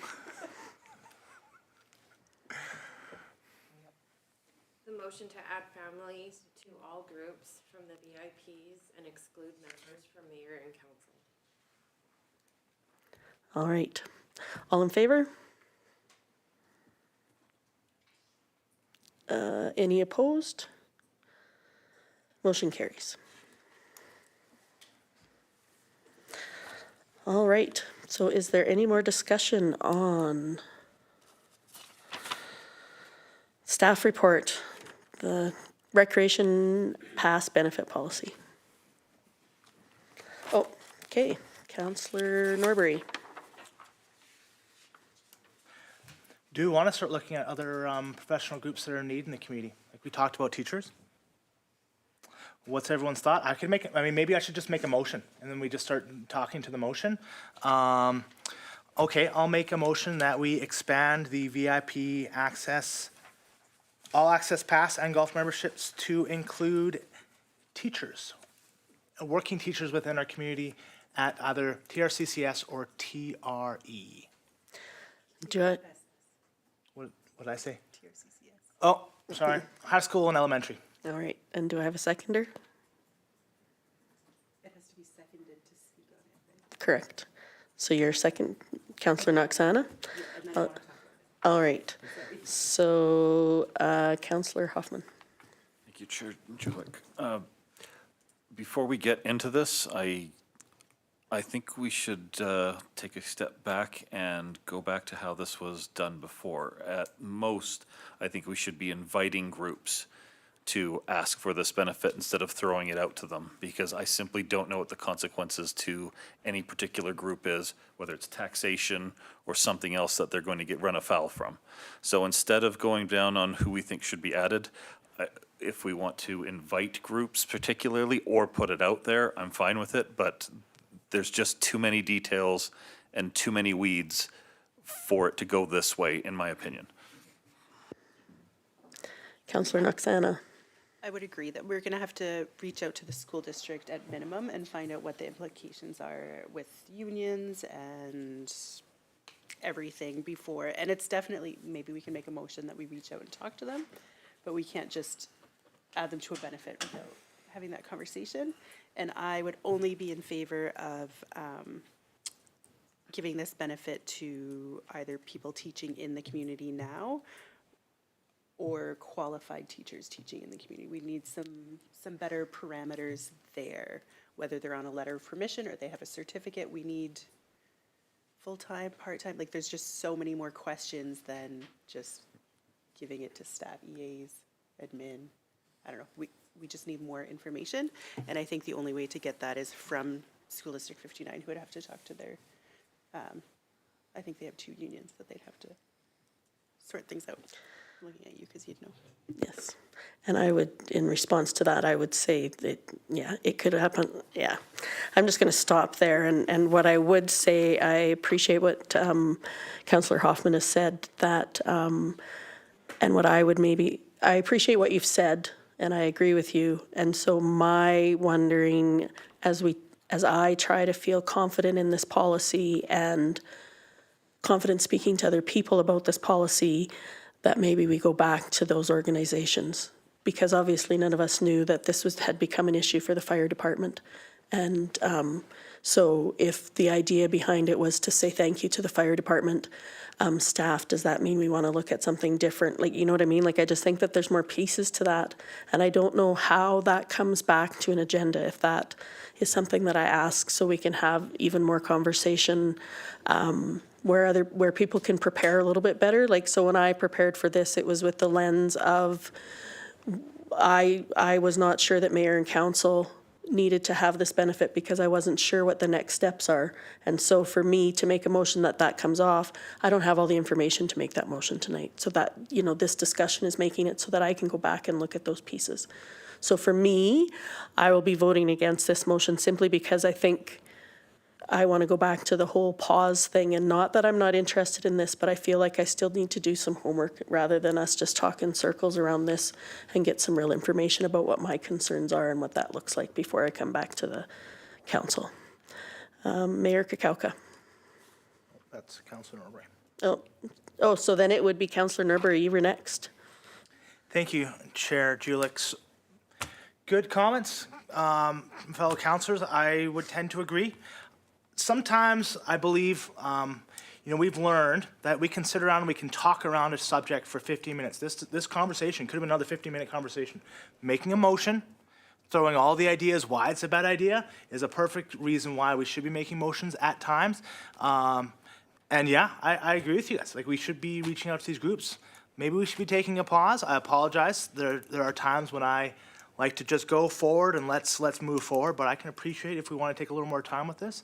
I won't be making any more motions, but I'm with you guys. I'm against of all the reasons that you have made apparent. Mayor Kakauka. Thanks, Chair Julik. I'd like to hear my friend over there, Councillor Norbury, in his comments. Again, I'll make comments that these groups actually reached out to us, or we reached out to them to get approval. Northern Health was one of them. We did not just throw it out that we're doing healthcare professionals and here's your passes, use them. We actually reached out to Northern Health when this policy was first established. Okay, I won't say we, staff. Okay, again, that's not my job to reach out. That was staff that reached out. So I think we just got to be careful how we add groups or add members and stuff like that. Is when people approach us, they ask for a certain thing for a certain reason. So, but I appreciate Councillor Norbury's comments there. All right, I don't see any more discussion, so I will call the question. Is everybody comfortable with that? All right, all in favor? All opposed? Motion defeated. All right, so do we still have some more discussion for this policy? Or this item on the agenda? Mayor Kakauka. Thank you, Chair Julie. And I'll just mention that, and I mean, it's not don't just reach out to myself in regards to when we see these policies come forward. at P&Ps. I mean, we have lots of opportunity to reach out to staff. I understand that our intern CEO is out on holidays, but, you know, keep it on the forefront, that take the initiative, come in, have that discussion with them. I mean, you can reach out to other counselors too, just because we're all new here, right? We've learned that. I'm new here too. Doesn't mean we can't reach out to each other and bump things off there and not make decisions. But I mean, you have questions and on some of the background, you can reach out to myself, Councilor Norbury. Chief Curry is available, even though our intern CEO is not here. But that's how you're going to get your background information that you guys are looking for, is reaching out and getting some of that criteria. And they may not have the answers immediate, but they can go search for that. They do have a way of looking up some of the stuff that was discussed, so. All right, I'm going to, oh, sorry, Councillor Norbert, I have a question for Mayor. No, I'm gonna put you on hold. Mayor Kauka, when you say that, I guess as a new councillor, what I worry about is what's coloring outside the lines. Like, so if I reach out to you getting the information, that's acceptable. If I can't get that information from staff, whether it's because they're busy, what would be my first, so my question was around the salary and how is that shown so that it shows within in the SOFI report. So obviously that I'm going to guess is a staff question, but what if it was a question that you could have answered? Would it have been appropriate for me to ask you? I feel like my opinion there is reach out to staff. That's what we have staff for. To be honest with you, I can give you some insight, but again, I don't want to get in the midst of a debate with you on it. We're debating it before the meeting. Like, this is where our debate is, get the information from staff, come in and debate it. So like, I don't want to try and change anybody's opinion when you come and ask a question. I just want to make that very well known. I have no problem having a discussion about it, but staff, email. You know, if Chief Curry can't answer that kind of question, he has a finance staff at his fingertips that he could have maybe found out where they're recording it. And I agree. I don't know if I've ever seen it, but I know I pay taxes on it. So, you know, that part of it. But yeah, reach out to staff. Mr. Curry? Madam Chair, so just to your question to rebut, when you're reaching out to staff, it's preferred that you go to the CAO, right? You're going to, or the interim. So not reaching out directly to other staff, but that's your conduit, is from the chair or from the mayor to, or from council to the CAO. So, and then when it comes to staff, we can direct it. If it's a question that the CAO, acting interim, whatever, if we don't have the answer, we're going to go to staff. We're going to say, this is what we're looking for the information. We may direct them to send you the information as the requestee, but we're also going to be, everybody's going to be in the loop on it. Okay. All right, I think that confirms what I knew. I just wanted to make sure I was like on the right page. All right, Councillor Norbury. Thank you, Chair Julik. So when it comes to rationale why council have made decisions, I know myself personally, like whenever, as a councillor, I need to be accountable to the residents on if we've had a discussion in a council meeting to represent why that decision was made. I will not try and sway opinions of council, but if anybody has any questions, why were you doing this? I've had that discussion in these chambers in an open setting. I'd be happy to discuss with anybody why I made these decisions or why these decisions I think were made. I'd be happy to answer that for anybody. Again, I won't be trying to sway you either way. I'd be happy to share information though why I made that decision. Thank you. All right, recreation pass benefit policy. Any more discussion? All right, so we are on to capital and special projects update. So report dated December 12th, 2022 from the interim chief administrative officer, director of corporate services, capital and special projects update for information or discussion. If I can get somebody from council for the recommendation. Councillor Noxana. The council receives the capital and special projects update for information or discussion. Oh. Sorry, Chair. It's all good. I was thinking the same thing, so go ahead. Sorry, Chair, about that. Try to jump in. I mean, we are learning here, and I mean, I appreciate council taking the P&P on as the acting mayors through your months. So yeah, when it comes up, that's normally why if somebody wants to discuss it, should hit first if they want to have it for discussion, and if not, then for information. But whatever motion you want, whether you want it for information or discussion. All right, so you're asking for information. So at this point, I'm thinking So what would be my next step? Oh, because you've, I just like to speak. all right. So before I get a seconder, do I let him speak or do I ask for a seconder first? If he's probably wanting to discuss it is the problem. Yes. So I would probably go to Councilor. Okay. Counselor Norbury. I just wanted to add a little bit, a point of clarification for how this operates. If we're moving for information, we're not discussing it. So if we want to have any questions about it, we need to bring it up for discussion. The for information tool is that we don't want to talk about it. Good, we read it, moving on. I just want to point that out before we make a decision, and if that may change Councillor Noxana's decision. So I'm still information because I've read it and I don't have questions.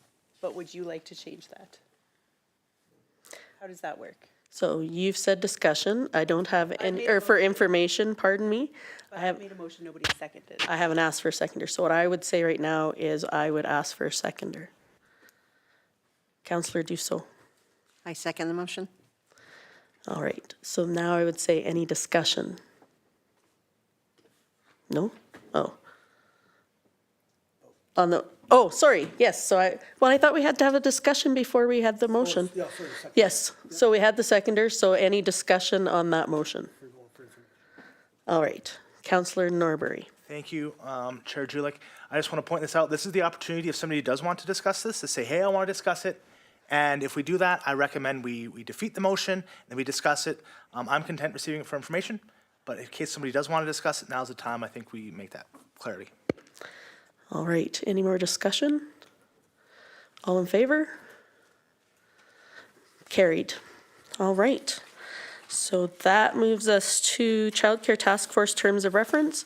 Correspondence dated December 12th, 2022, from Councillor Norbury to seek continuation for the TR Child Care Task Force and review of the Terms of Reference. So there's no recommendation here. I'm going to pass this on to Mayor Krakauka. Thank you, Chair. I make a recommendation that we send this back for staff to make sure they have a thorough read on it and bring back any changes they may want to see in the next available meeting. Do I have a seconder for that motion? Okay, we have a seconder. I would say somebody, Councillor Clickash said it out loud. So any discussion on that? Mayor Krakauka. Thank you, Chair. And the reason I say that, I've read through it. I was in, and I can't speak on her behalf because Ms. Torval's away on holidays, but I think staff just needs to make sure. I know they've gandered over it. I know Councilor Norbury spotted early enough, but I just think if there needs to be any changes, they need to make sure, just before our next regular council meeting, if there's any changes that we can make them before the approval of this. All right. Councillor Norbury? Thank you, Chair Julik. So this was made in concert with staff, and this was put forward to the task force. We reviewed it and we've approved it. I'm not sure what else Mayor Krakauka is looking for because this was created by staff. What initially, what would he be looking for? Yeah. Mayor Krakauka? Thank you, Chair. There's talk about removing maybe a staff member or that, and that was from Ms. Torval's side, so. She didn't get an opportunity to go through it all and reach out, but with the liaison appointing, which is further on in the agenda, I know it says alternate, but there's actually 2 appointees from council that'll sit on the task force, not an alternate, which I'll be discussing here in a few minutes. So that's why it changes it up a bit, Councilor Norbury. So I don't think she had enough time, and it was already in the agenda when I did the agenda review. So instead of trying to pull it out and having the agenda come late to council, that's why I put the motion on the floor. I also have a fairly good list of questions here myself, which I would be fine to send out to whichever staff member, interim CAO Torville, and then have the discussion when they bring it back if we approve this motion. Councillor Mayor Krakauka? Thank you, Chair. Again, if you're emailing, I would just email our acting CAO, which is Chief Curry. All right. I just figure I may as well have the questions before we go back if we approve this motion. So, did I get a second? Yes, I got a seconder from Councillor Clickash. Any more discussion? All right, all in favor to have this go back to staff and then have them a chance to review it and bring it back. All in favor? Motion carried. Do I have to say opposed if everybody was in favor? Okay. All right. Now, let me just flip back. Committee appointments, 5.5. This was presented for information. And, I have all the buttons here. So I feel like I need to start with Mayor Krakauka, because this is his kind of dealio. So go ahead, Mayor Krakauka. Thank you, Chair. I'm going to move this for discussion. All right, a seconder for that? Mayor Norbury, or Councillor Norbury? All right, and so discussion. I have Councillor Norbury, here, me and Mayor playing with the buttons. All right, Councillor Norbury. Have a motion on the floor to discuss, so we have to vote on them. Don't we have, we have a motion on the floor to discuss, and then I have to vote on that? All right. Wow, this is like, I'm just giggling because I'm like, wow, there's a step I missed in there. All right, all in favor for discussion? Any opposed? Councillor Clickash is opposed, so the motion, motion carries. Councillor Norbury, please. My comments are just to the childcare task force. Where do we sit on that? Would we like to wait till we have the updated terms of reference? We have missed 2 months of this committee. I've held it off, but I think this is still a need in our community, and I think we do have an avenue for action. I think we should be taking advantage of that. So I guess to the rest of council, to Mayor, where are we at with that? Yeah, we're going to keep it on hold until we have these back in front of us. Mayor Krakauka? Yeah, thank you, Chair. No, I think they all continue, so we all have it in front of us. I just wanted to make a couple points on this, and that's why I asked for discussion. So the Tumbler Ridge Health Needs Task Force, it's Councillor Julik is the chair with Councillor Clickash. There's no alternate there. You're both represented at the same table, same meetings, unless somebody can't make it. Sorry, that was my bad, not staff's writing. I marked it and forgot to pass it on. And the other one would be the Tumbler Ridge Children Task Force. Councillor Norbury is the chair, and Councillor Noxana is actually, again, the co-chair, so she's to represent all meetings. My understanding is staff is reaching out to most of these groups and has done some in the last couple of days, and I've also asked staff to present some minutes to the new chair, so obviously Councillor Julik and stuff like that, so that we'll get that.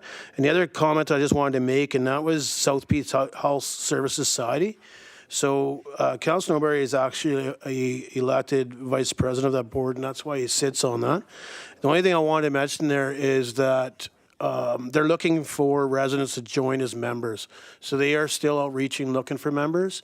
So I just wanted to make sure, and that's why we put a note at the bottom of that, just so residents realize that they can join that board. And my understanding, Councillor Norbury, correct me if I'm wrong, they can reach out to you or to Mr. Bumstead is my guess.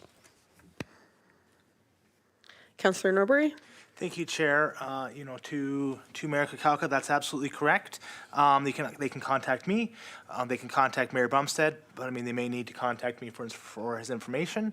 Yeah, just so everyone's fully aware what this society is. We are a society built for the recruitment and retention of healthcare professionals in our region. We're currently trying to finish up the Baltrees House patient accommodation in Dawson Creek, but eventually we're going to move into that recruitment and retention. So anybody who has an interest in that area, we definitely welcome them. We do meet, we do have the option to meet digitally, which I do take advantage of, so they don't have to travel to Dawson Creek once a month, but there is that option available. We're always looking for people. Thank you. Is there any more discussion on the committee appointments? All right, 5.6, acting mayor skit.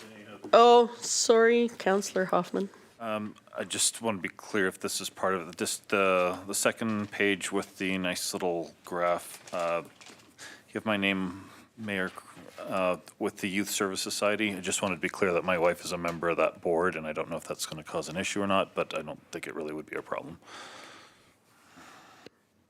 Mayor Kakauka? Yeah, I don't see any conflict there. You know, it's no monetary gain personal. Now, I can't tell you what's a conflict or not. If you feel that it's representing too much, too heavily from a household, just reach out to me. I can make some changes if need be. Councillor Hoffman? There you go. I just wanted it on the record to be clear. If somebody does have a problem with it, I'd rather deal with it now if, as your household point, but that's all. Thank you. All right. So anything more for committee appointments? I'll do a little bit better scan this time and a look at my screen. All right, seeing none, acting mayor schedule has been presented for information. And everybody's good with that? All right, so adjournment. I'm looking for a recommendation on adjournment. Oh, sorry. Mayor Kakauka. Thank you, Chair. I probably don't get too many opportunities, but I'll take one of these every time we have a P&P and make a motion to adjourn. And that's all, right? I don't need to vote. Oh, a seconder. Councillor Noxana, all in favor? Thank you. So do you end the recording? All right.